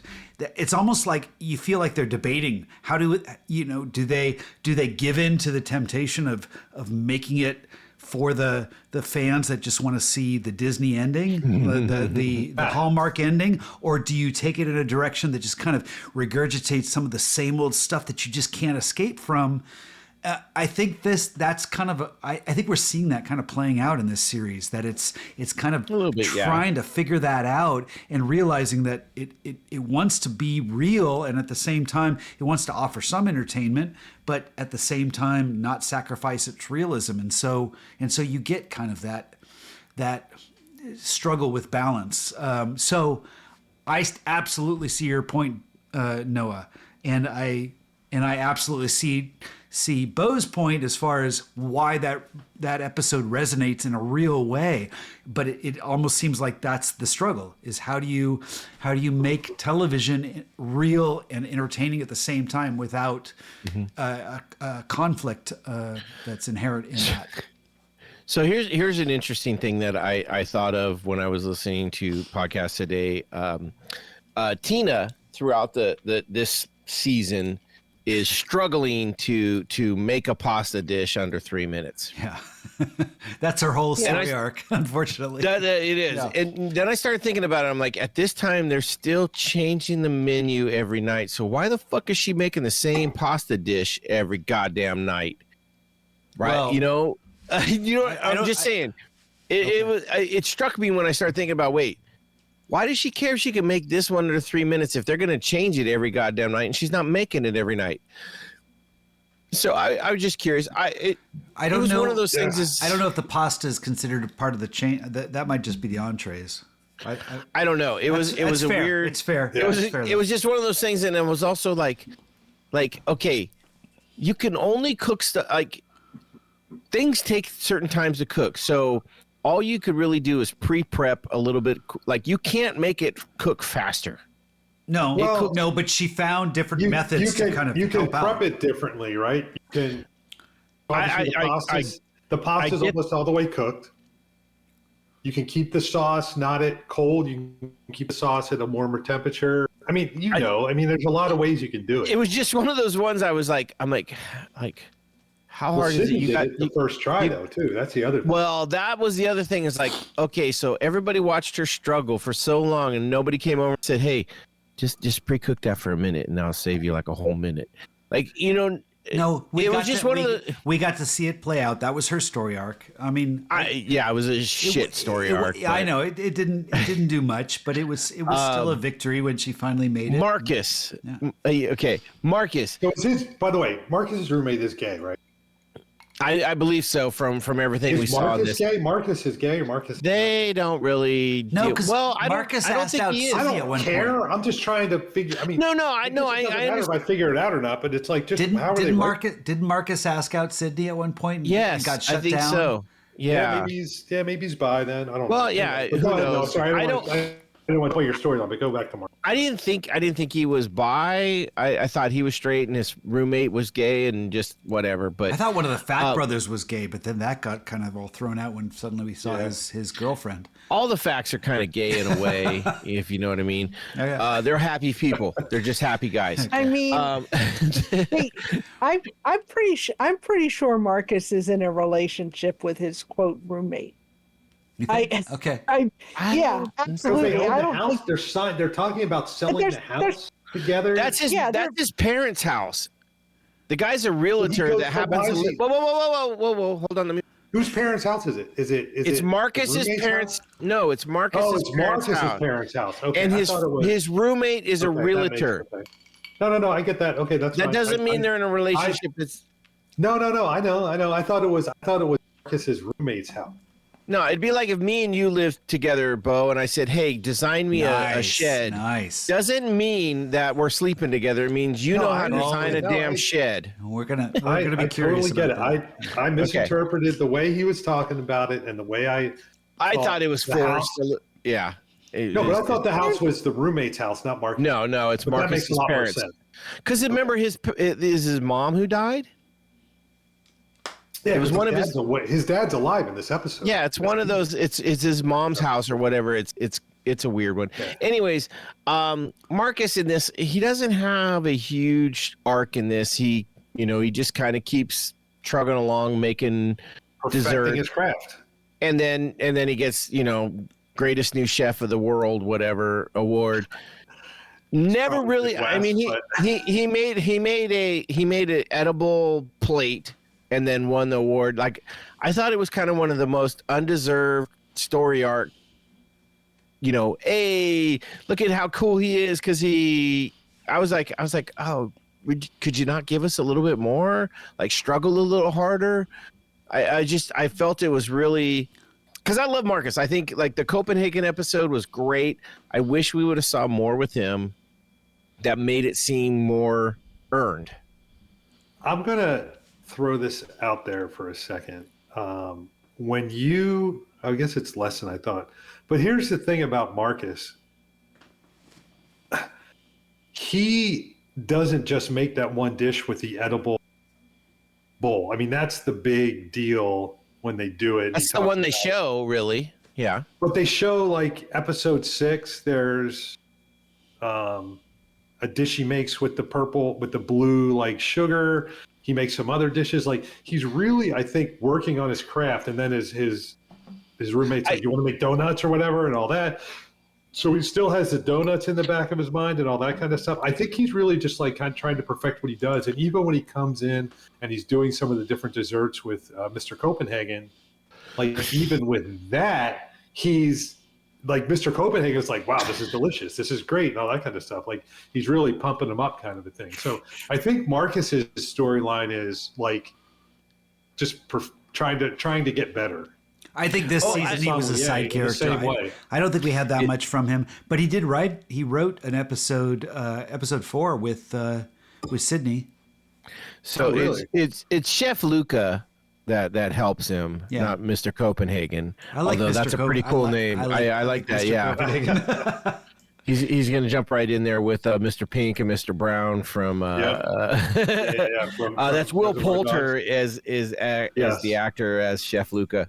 No, I get it. I love Marcus as a character, and I wanted more detail of his struggle to produce these new, like, he's kind of back there working hard. And we got when they're getting busy and they're calling him out, I need you to walk this, and he's like, yeah, give me a second, I'm walking it. He's fighting along everybody else with the time, but they don't get into his struggles. I got a question for you, Noah. Would you talk about season 2? It had the episode that was dedicated to Marcus, and we saw an episode dedicated to Richie with Forks and Forks. Would you like to see more of that where there's, because I would say this had last season 3 we had an episode dedicated to Tina, and you hated that, and so I did.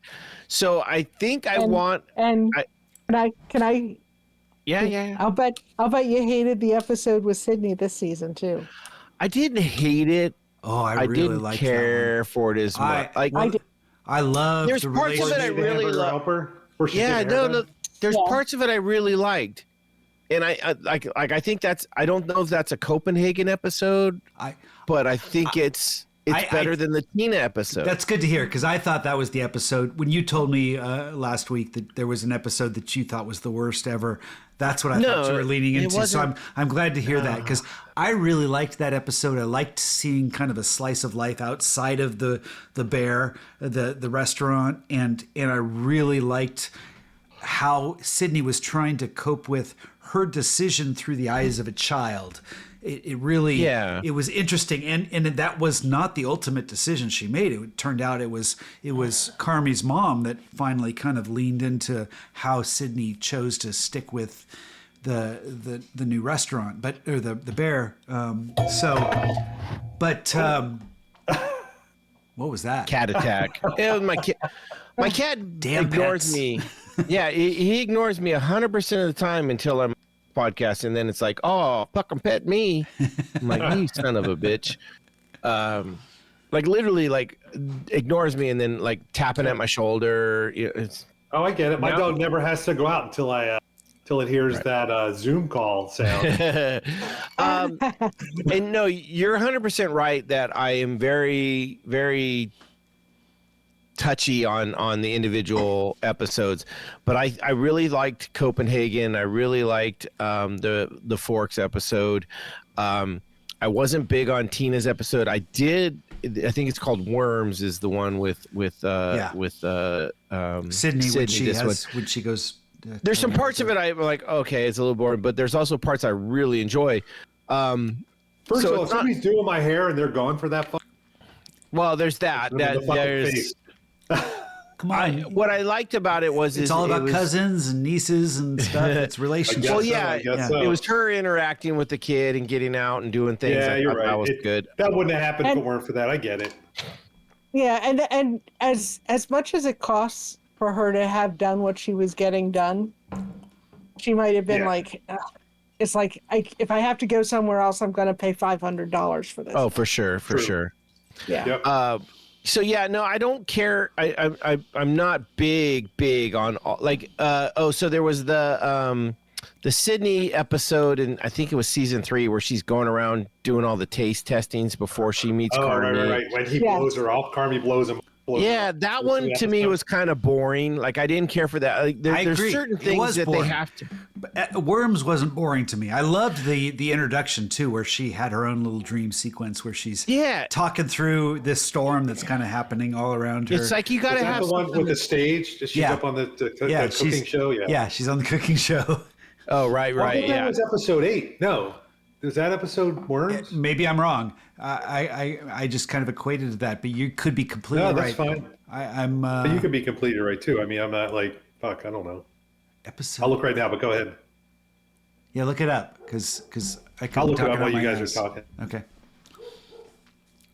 Well, we lost our host. What the hell? What are we supposed to do? We don't have to wait. We're no go. All right. Anyway, so I'll wait till Noah gets back. I'm going to talk about something else about episode 9. But does he have his headphones on? Because I could talk shit about him while he's away. No, his headphones are hanging there on his microphone. You see him there? Oh shit!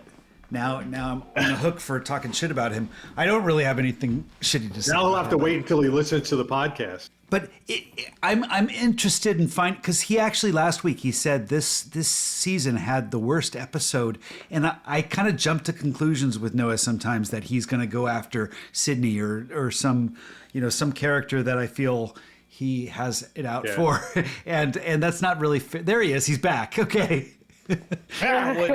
I go for 1 second to relieve myself, and you guys talk shit. We did, yes. Well, Steve. Just Steve. It was me. I looked up, and suddenly you were gone, and so we were clamoring for some sort of dialogue, and I was throwing you under the bus. No, we can't do anything without you.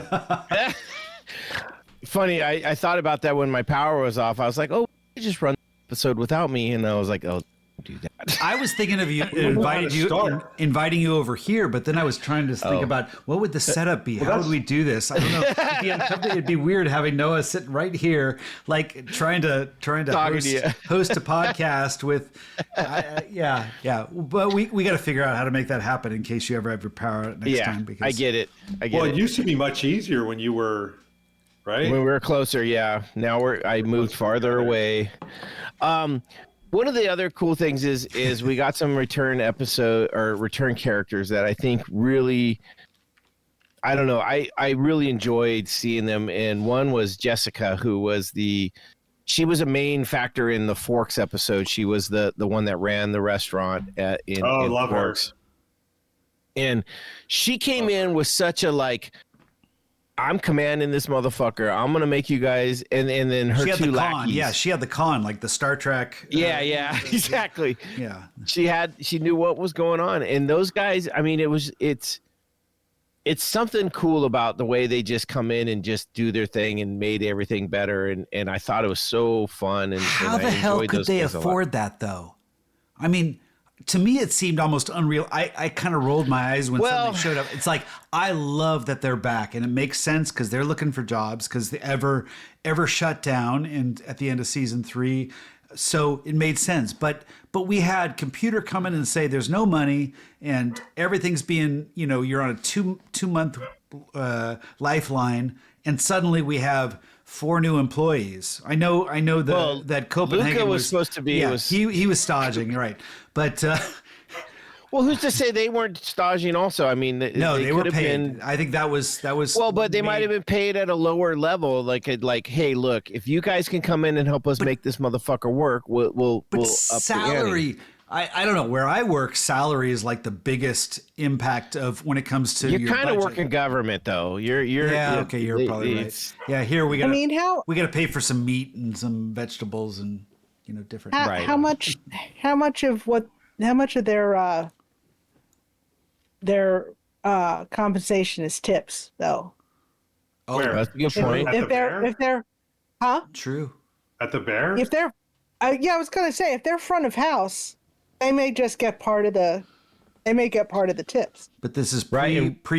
big budget or big beautiful bill. So there's tax on tips. So Hey, I don't know about you guys, but I try and tip with cash so they don't even have to claim that shit, because as a Same. delivery guy, I remember they're like, how much did you make in tips? And it'd be like $3. And like, you had 40 deliveries. I'm like, I made $3. Shut the fuck up and put it down. yeah, Don't tell me what I made. So I'm pretty sure they're doing the same. Yeah. nice. By the way, Steve, Yeah, the episode that starts with the cooking show where Sydney's the star, yeah. right? Tornado, episode 9. Oh, nice. Really interesting. Good. Okay. Well, then that elevates that episode even more for me. So, But I also want to talk about a couple other. We haven't even mentioned his name, but Ibrahim, very small story in the background, but really cool. he's running the drive-through, right? He's running the beef. Yeah. The I don't. Would it be a sandwich? Yeah. Would you call that a sandwich? Yeah. I'm just curious. It's a fucking sandwich, yeah. Okay. Whoa. It's not a hot dog, so it's Why's it got to be a fucking sandwich? Can't it just be a sandwich? It's a fucking sandwich. Come on. Because it's the motherfucking bear. Anyhow, Jag off, you J-O. right? You J-O. Another like, I've never said that word in my life. I'm like, what the hell? Jag off? I've never said jag off either, but man. Go fast. Never called food, anybody a Bobito. Come on. J-O. A J-O, especially when you say that to my son. I have called someone a J-O, but that was in the military because anyhow, Ibrahim had a cool background story in this where he didn't get kind of the in the second season, the third season, he kind of got looked over a little bit. But this is where like this motherfucker got his shit together. He's pulling out these spreadsheets and just like, I was like, that's cool shit. Now he got the Spinal Tap filmmaker on his side to kind of give him some advice. Reiner. Well, now love him as a guy, but go ahead, Noah. I gotta comment on him, but go ahead. How many of you were thinking this dude's gonna fucking scam him? Oh, that's what I was just going to say. Absolutely. Like, he's going to fuck him over. Absolutely. But now that the computer's involved, that would be fucking next level. Because I think the computer is one of the most conservative motherfuckers. Like, he's never been taken advantage by anybody in his entire life. Did you notice? Did you notice that when he comes up and he's like, "Oh, computer, is that a nickname?" He's like, "Yeah." He's like, "Oh, I got a nickname." I was like, "Well, what is it?" "Oh, just something." Like, that. Yeah. They're like, "Oh, this dude was gonna try and scam him," and I was like, "That's what I felt the whole time." I was like, "Oh no," and I was like, I think that was part of the experience. I think that was something that they meant for you to feel. So, that's fair. Yeah. The other we really haven't talked about is Meathead though. Makes perfect sense for being the beef guy. Right. Sugar. Sugar had an interesting going this, the new mom and just the different things and dealing with being and we get the final reveal of her lifelong nemesis in a fact. Captain Marvel. Captain Yeah, Marvel. right. Yeah, exactly. Franny Fack, which I thought Franny would have driven you nuts, Noah. I think it was because of the way the story went. Granted, if they ran whole episodes on those two just going back and forth, fuck you, I'd have been like, come on, just get on with it was already. Just one episode, okay. Yeah, but it was kind of funny because there was just some little play into it, and then you're also like, wait, like did these guys have a college rendezvous? What there's a little bit of love, right? They had love a little tryst going on. You're like, I'm not sure if it happened or it didn't, but I thought it was great. I didn't realize that was Captain Marvel, Brie Larson. I didn't notice it either. I was just so busy. I did. It took me a bit to pick up on it too. I knew it at the first moment. Yes. So. And then the final guy I want to mention in this is Sweeps. He finally gets a little bit of a story, and to me, being new to drinking wine, like I've always really cheap, like $2 Chuck, some Boone Farm. I was never worried about flavors, and I was always worried about how drunk I can get for the little amount of money. But him going through learning to pair stuff, and I was like, oh, it's so cool, and I was like, that's really interesting. And I like that little. He got like a bit in an episode. He didn't get a whole lot, but I really enjoyed the fact that he's still in there fighting for his thing and doing his deal, and I really respect that they gave him that. So I just wanted to mention some of the side characters that we had. Uncle Jimmy, he's been a bigger part to the rest of the stories. I hated his little conversation through the door with his son. I thought that was ridiculous and unneeded in this show at all. Like, he said jack off and J.O. and all this and kick me in the balls, but it did nothing to bring the story forward. It didn't go anywhere. It was strange. It was strangely edited because it was cross-connected. And it's out of nowhere. Jamie Lee Curtis was doing the whole selling the house, and then it was intercutting with this. It felt there was something awkward about it. They never explained why he had to leave. Yeah, he's selling his house, but why? They never touch on why there's this big deal of her selling the house and him explaining to his kid, oh, you're going to have to make new friends at a new school. There's none of that. It just jumps right into, oh, kick me in the nuts, I'm a bad dad. And it really doesn't bring anything to it because Uncle Jimmy is a cool guy. We talked about Bob Odenkirk as the other uncle at one point. Yeah. So cool to see him back in. And he has a great moment. I love the fact that he's still smoking, but he takes the nicotine gum. He's like, yeah, fuck, give me one of those. It's like, it's just, there's some funny things about it. I'm glad to see him back. We got Pete, Sugar's, I almost said wife because it kind of fit. But Pete is, he's kind of the lovable goof, right? Yeah. And don't forget Frank. Let's okay, go back to Pete, but I don't want to forget Frank. I was just saying, Pete, he has such a small part in this, but it's such the loving, doting husband. Like, I'll do whatever. He's literally like, you tell me what to do, Sugar, and I'll make it happen, kind of thing. Even though if it's like I have to do whatever, he makes me laugh. We do have the facts. I'm glad. I am so excited and happy that they decided to pull them back from season 3 because they were so much slapstick comedy bullshit with those guys that it became not funny that they brought it back. Season 4 was so much better. You got to enjoy their humor again because season 3 was overflowing with it to the point of exhaustion and annoyance. Yeah, I mean, go ahead. Sorry, go ahead. No, go ahead. I was just gonna say that. I mean, there's a couple other, that covers most of the main characters. Can we talk about Frank? Josh Hartnett playing the Yes. Richie's cousin. competition. The soon-to-be husband. Yeah, and his relationship with Richie and how that I all have one of played those in out. my life. Huh? It turns out okay sometimes. I have one of those in my life. It turns out okay sometimes. Yeah. Well, fair enough. Fair enough. I thought this was just really an interesting approach to kind of that struggle with how to deal with a new father figure that's coming on in the scene for your daughter, that he has to compete with. And it really was the catalyst for the whole wedding episode where they got under the table. It bonded those two characters in such an effective way. It was, and it was. You get a lot of Richie at first, like fuck this dude, I'm not giving him any, and then it's like, no, you know what, I'm gonna help him be the best man that he can, and then it got turned back on him, and he's like, hey, I'm gonna help you be the best dad too, and I this is why that episode is so good. Yeah, it starts with those two guys and what happens under the table, and just it is. I mean, it's probably my favorite episode. Forks. I don't know if it can beat Forks. There's something about. I'm watching Forks right now. Forks is so good. Yeah, like I'm what? Manja baby. 6 minutes Yep. in. It's fucking great. They just had the Super Bowl scene, but that's what I was going to bring up. Do you know the chef? The main chef, the executive chef, not the head chef. That's some famous chef, but the executive chef from the Forks episode, the guy. I didn't realize this until just now.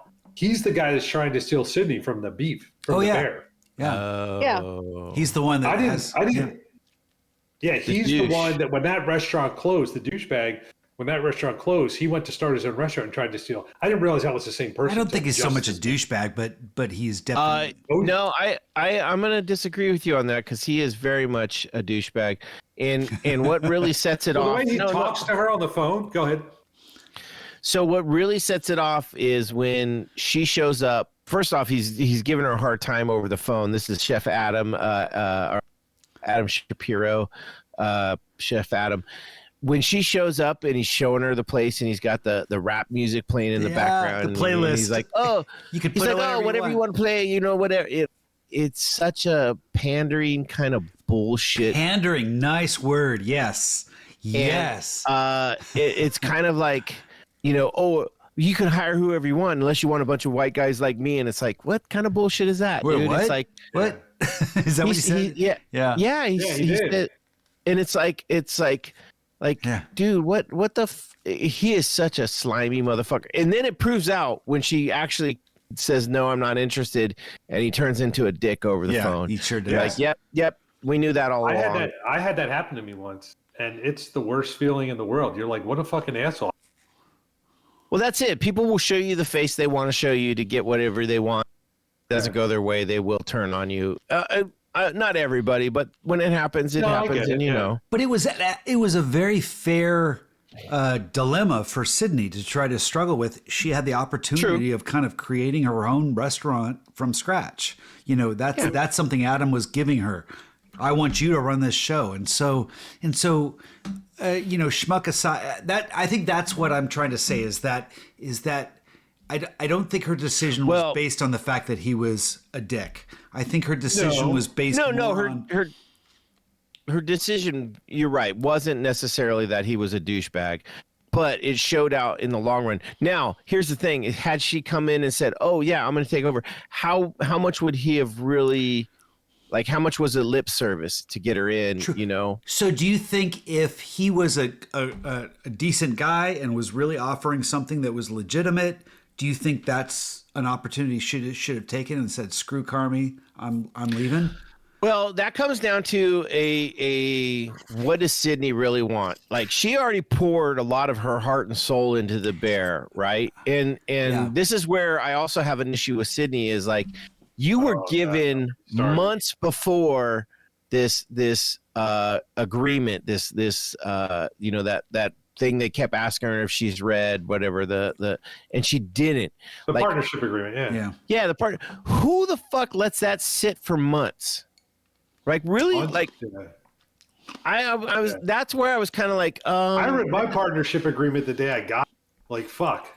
Exactly. I would have been like, you couldn't send it any faster. I mean, it's just one of those like, that's where I was a little weirded out. But I also think she poured her heart and soul into this, and she made some true connections. Whether or not her and Carmi really bonded later on, like we get the episode where she, Richie gives her the much respect, and it's like, look, I wouldn't want to do this with anybody else, and that's kind of what she was looking for. She has a true connection with Marcus. She has a true connection with Tina, and it's something that Carmi's mom was the one that kind of alluded to, right, that finally connected. And so that's where I think that makes sense to me. Now, yes, she kind of she wants to be the one in charge. She wants to be the one making the decisions. And I think Carmi gives it to her early mid-season, where he's like, when she does the scallops and when she comes in and says, hey, we need to pull back, and instead of 5 components, we need to go back to 3. And he's like, yeah, do it. And so I think that's what she was looking for all along. Yeah. And so I think that helped her out. Well, I'll say this. I think, I've never liked Sydney. She's not the most likable. But I don't like her. I won't say as a real person, but the interactions I've seen with her as a person outside of the show, I'm not a fan of hers in real life either. Okay. Quite frankly. So there's not a lot that I see in her that I'm impressed with, on either level. But the way she handles that argument at the end, when they're arguing and fucking, she's like, you're leaving, you don't care about us, you don't. And then he goes to her and says, well, you were going to leave anyway. You were looking to get out of here. And he's like, I'm good friends with that guy. I knew what the fuck was going on. And the whole time you're going behind my back and you're not telling me anything. She's like, well, we're not talking about that right now. It's like, oh, you're going to jam his ass up? You're going to get up all in his face right now? Yeah. I agree. And then you're going to sit back and be like, oh, but we're not talking about me. We're just talking about you because of how you're coming at me right now. It's like, fuck that. It's like, give me a fucking break. I agree. It goes both ways. One of the reasons I hated that final episode and that big argument. I hated the fact that they were both just full of shit with their they were just arguing to argue. You know what I mean? That's what it felt like to me. It felt like to me. It's like early in this episode. This is where like you. This is where you. The rest of us weren't arguing. That was you. Episode 10 felt like True West. That I don't know if you guys have seen that. What? True. It's a play by Sam Shepard. Check it out. It's about two brothers, but they're not necessarily likable characters. I mean, the most likable character in episode 10 was Sydney when she comes out and gives Carmi a hug, and it's just this hug that's all about love, and it's just it. That it's like I want you to survive and live again. I disagree. I think Richie, I disagree with your hug. The main thing that I really, and I granted, Sydney came out and looked like a good person in episode 10, but it was when she said, I don't want to do this unless Richie's part of it. Yeah. To me, that was like, oh, she understands that. Sydney said that, right? Yes. Yeah. It had nothing to do with the hug with Carmi. It was when she went and said, look, this isn't just about one chef. This isn't about one owner. This is about everybody in here in front of the house, back of the house. That. No, I agree with that. That was a powerful moment. I'm not trying to one up that moment as far as Sydney. I'm sorry. No, wait. Who? I said Sydney. Who's the Sydney? Who's the sister? Carmi. Wait, who's the sister? Sugar. I'm sorry. When Sugar came out, right? When Sugar comes out and hugs Carmi, I'm sorry. I was saying Sydney. Well, she did. She said the line that really emphasized what season 10 was about, or episode 10 of season 4. If you don't love it, it's okay to not love it anymore. That was from a previous episode, right? And this is where she was just it comes to fruition. Yeah. So yeah, my comment earlier was all fucked up because I mentioned Okay, Sydney. you got the wrong. You got the wrong syllable on the wrong emphasis. Yep. But I do agree when Sydney said that Richie needs to be a part of it. That was a powerful moment. Yeah. Yeah, because this shit wouldn't happen. Like, I don't It care if wouldn't you have happen without him. if you have the best cook in the world, if you don't have someone out there talking to the people and making it known and doing that interface between them, it's not going to get across. Yeah. Now, the same thing is you got the best person in the world out there slinging your shit and you're putting out fucking crap. You got to have both sides. And this is what I think really works out. And this is why, like, to me, Alban Bachrach is Richie, and he is so good in this role. Like, it makes me. I know we're gonna tangent here a little bit. Fantastic Four is coming out, and he plays the Thing.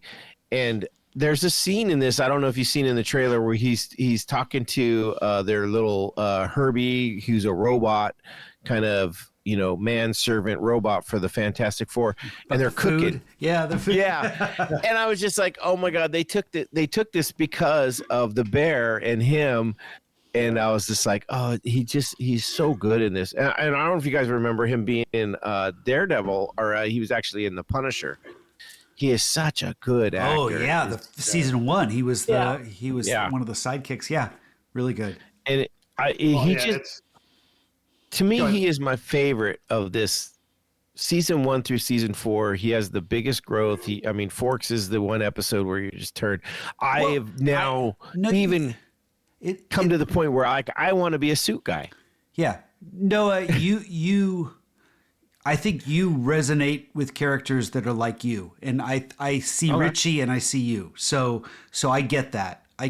There's a certain kind of street smarts that kind of resonates with that character, and that's how I see you. So I'm on board with your liking of Richie and why that kind of plays into it. What we kind of teased earlier about how season 5 might play out. Do we want to talk about what we? Let me wrap up. Let me just drop 2 things about 4 real quick, if that's okay. All right. Yeah. Okay. 2 things. One, am I the only one that thought Richie was going to have a heart attack? Everybody else, so many times, I'm like, when's Richie? Well, how many characters were about to have a heart attack? Well, Richie seemed the worst because they did that kind of prototypical, that scene from the alley where they go from the one end of the alley and they zoom into him like that. That's like a trope where they do that, and then the next thing you know, the guy's grasping his chest or something. That was the first few minutes of the wedding episode, right? The Bears, right, where he's panicking about going into the wedding, and he's talking to Sydney, right? I think. Yep. Maybe he's at the end of an alleyway by himself. Oh, I thought he was. I think it is Sydney. Okay. I know what you're saying. I know what you're saying, and yes, so many times I'm like, he's so stressed and so, yeah. But I think it all leads up to what's going on, because we get the episode where he's talking about to his ex-wife and the daughter, about the daughter. She wanted a fucking bear, and I'm not buying into this fucking. He's like, it's all leading up to this. I don't want to give up my spot as a father. Yeah. And then we get the wedding, and the 2 dads essentially come together and look, hey, 2 heads are better than 1 in this, and it kind of works out. But no, I get you. I get what you're saying. Yeah. And wasn't there in the wedding episode? Was it in the wedding episode where? I forget who said it, but Richie's there looking at the picture and talking about, I guess he's looking at the picture of his ex-wife, Josh Hartnett, and his daughter in a picture. And they're talking about, he's getting sad about it and kind of upset about it. And he says something, and I think it was Marcus. He said something while he's looking at the picture, and basically he's like, what do you see in this picture? What's he's upset about it. And whoever he's talking to at the time says, I see a happy kid. and Richie's like, yeah, what can I ask for? I'm broken up with my ex-wife. That's over. Like, I have no relationship with the dad, and I only care about my daughter, and she looks like a happy kid. What else could I ask for? Like, maybe I could be a bigger part of her life, but she looks happy, so at least there's that kind of a thing. But the one other thing I was going to say, go ahead, sorry. Go ahead. No, I was just going to say, you're right. I mean, that's part of the Richie story in this season is what is his real driving factor? And part of it is there's two parts. It's his daughter and him being the best front of house that he can be. Yeah. It's his Super Bowl every day. So, yep. The other thing doesn't really have anything to do with any of the storylines or anything, but there is a song that's been repeated in 3 episodes, but it's been played 4 times. And it's the song at the finale. It's the song for the credits of episode 9, pardon me. It's episode 9. It's also the first and the last episode of season 1 and the first episode of season 2. And I'm not going to try and it's just a banger, man. Sing it. You guys got to go back and listen to it. I can't. It's mostly, so I'm not going to do any justice to it. But the thing that always gets me about it, it's been in the show 4 times, but it's in Friday Night Lights, the movie, when, if you've seen Friday Night Lights, the movie, it's when they're walking out. It's when Dallas Midland,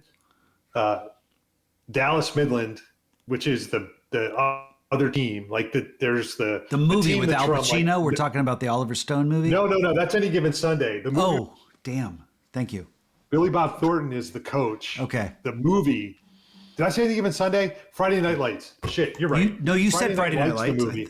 Okay, Friday Night Lights, the movie. Billy Bob Thornton's the coach. There's a bunch of other people in it. Connie Britton's in it. Anyway, when the opposing team, which is Dallas Midland, comes out, they play this song, and it is the perfect song for that. And every time I hear it, I think of that. But it's just one of those songs that just like, if I had a walk-up song, if I was a baseball player, that would be my walk-up song. Or if I were a wrestler, that'd be my walk-out. You know, if I were a boxer or wrestler or something. Did you say like it was that. from season 1, episode 1? Season 1, episode 1, beginning. It's according to, I didn't listen to the internet. Animal? Bad Company? No, it's called, oh shoot, where did I write it down? I'll look it up again. I crumpled up, I threw out the Post-it. I'll look it up, but anyway, that was the last part I had. But they've got some great music in all of these episodes. That's one of the few things that's like everybody agrees on, is like the music in the background is usually spot on, right on top of everything. Yeah. So I agree with you. The music is good.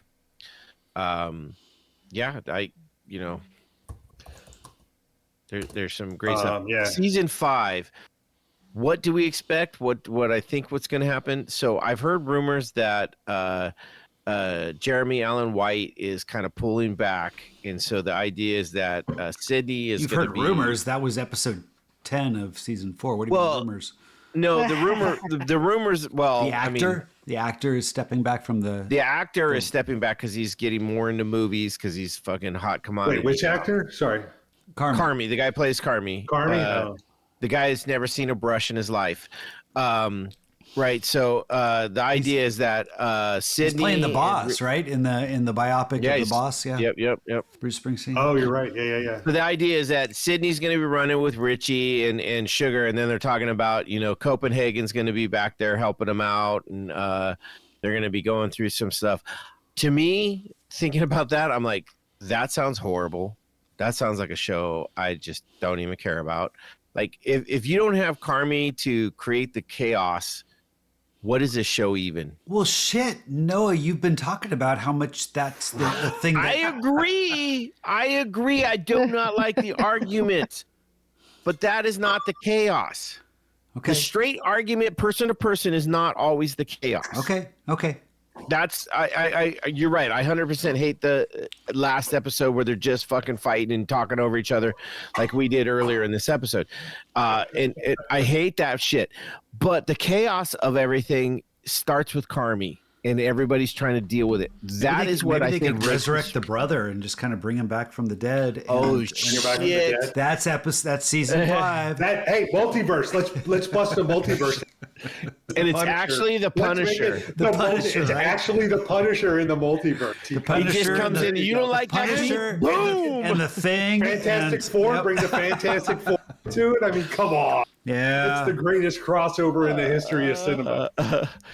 Step back for a moment. Can you imagine if they just decided to pull this shit on us for an actual Bear season 5, and they just said, "Screw it, we're gonna go campy chaos and bring in the Thing and the Punisher and say fuck you to reality. We're just playing the rewatchability entertainment game. Right. You know, I actually have a. To seriously answer your question, here's what I would like to see in season 5. Thank you, Nina. Richie steps up and takes charge. He stops, complaining. Because he's like, all right, if we have 30 people working here. If we're all gonna have jobs this time next year, we gotta get our shit together. And he gets the place running, gets it all ship-shape and running like a well-oiled machine. Sydney grows up. I think a lot of the problems I have with Sydney have to do with her being basically 20? A millennial. 23, something like that. Early She's 20s, very young. Yeah. I mean, this is Early 3 seasons 20s. in, so she's probably 23. Noah captured it right by saying a millennial. Yeah. And even younger, probably. Like, I think technically a Gen Z, I would think. But anyway, yeah, she grows up. Tina steps up. Ibrahim steps up. Marcus steps up. Everybody gets their shit together. And you see Carm just kind of floats in and out. Like, Jeremy Allen White can go do what he wants. And he shows up maybe 5 or 6 times during the season.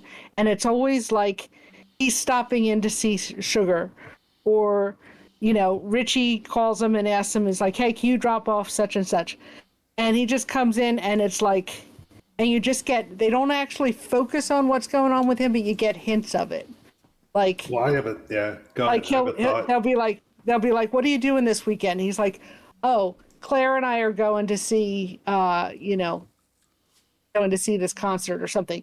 So you can see he's like working on it or whatever, but they don't actually focus on him. And then this is the last season and the whole thing ends with, kind of like pulling slowly back on the restaurant and you see people just having a wonderful time. And Richie is like going from table to table, handing out balloons or whatever. And it's and it's like you feel good about it. I get you. That's what I want to see for season.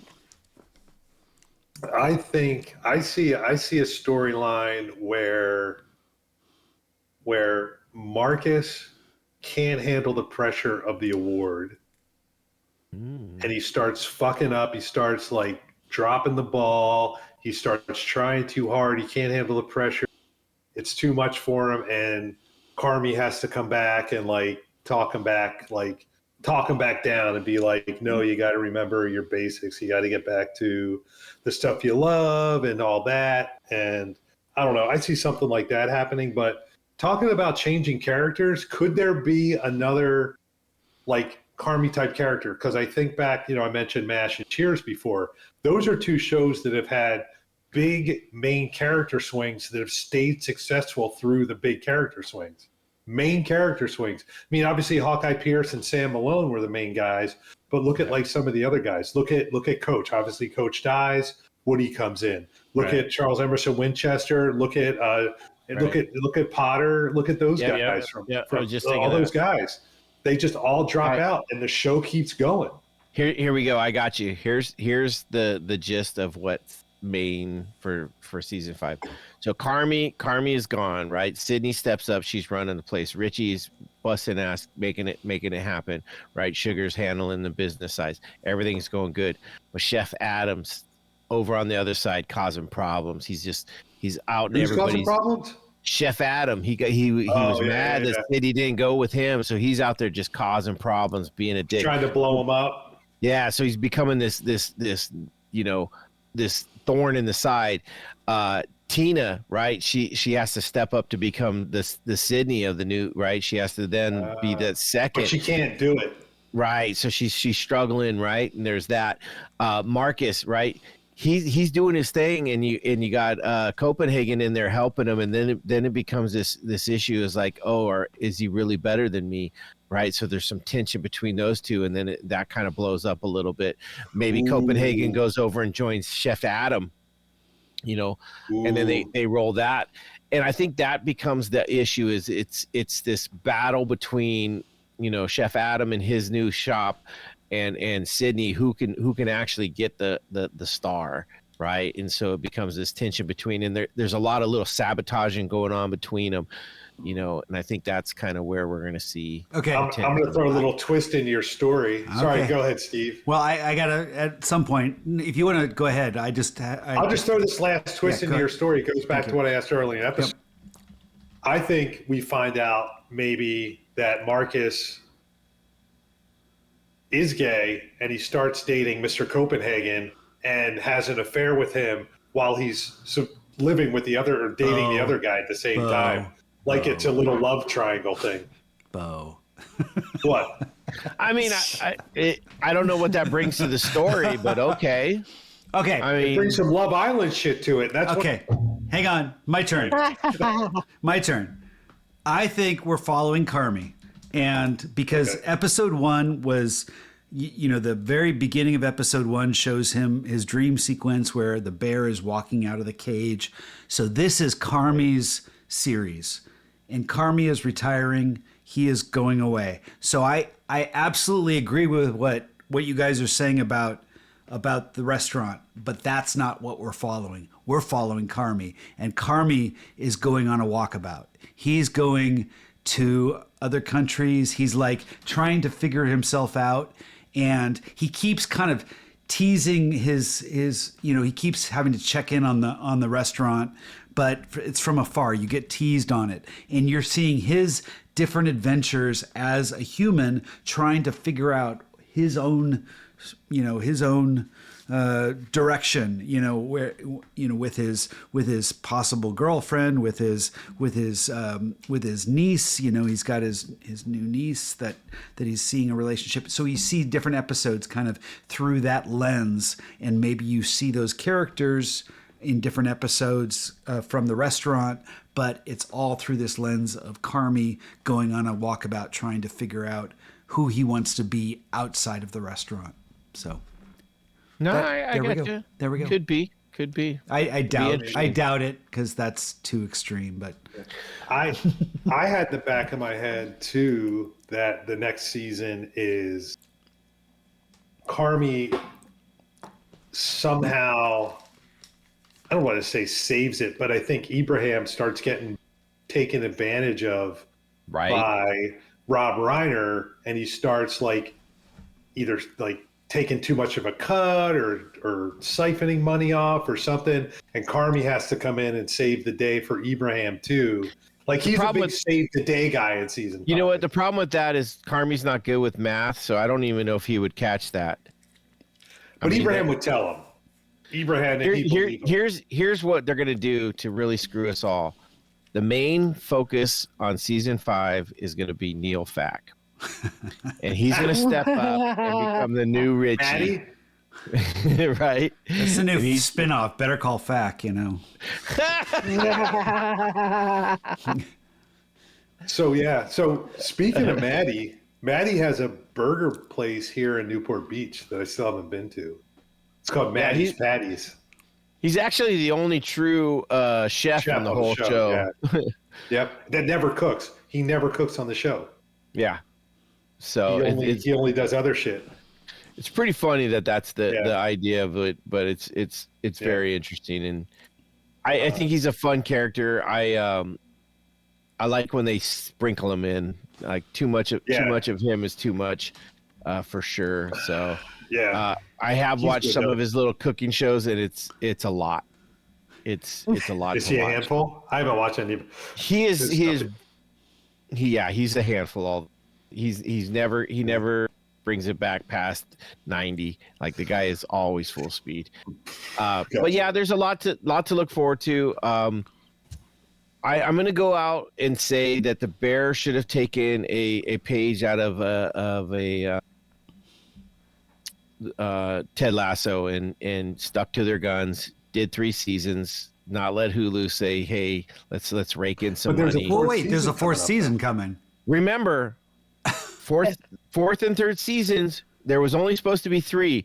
Hulu talked them into, and that's why we have all these little filler episodes.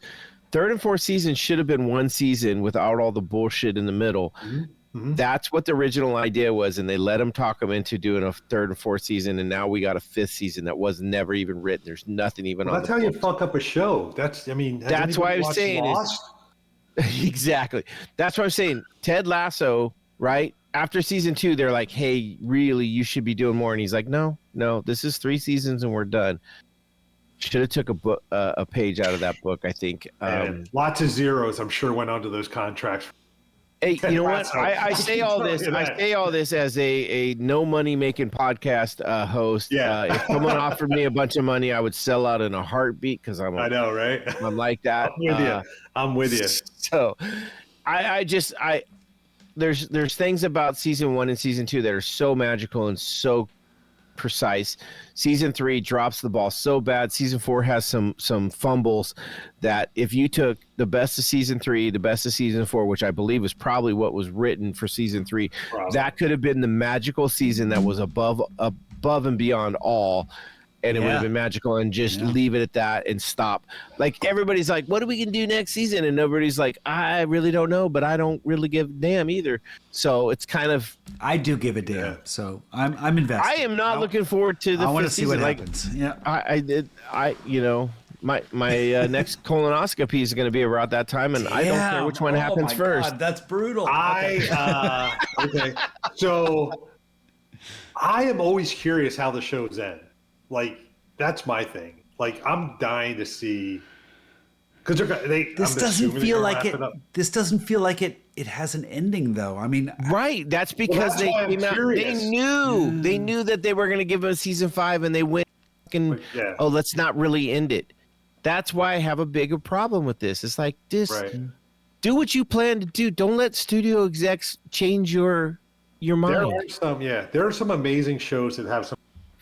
And I'll throw like two that come to mind are Cheers, because that's the episode where the guy comes in at the end. That's a great ending to the episode. And then the other one to me is the Newhart Show. The Bob Newhart Show. No, Newhart Show. I was going to say that before you said it.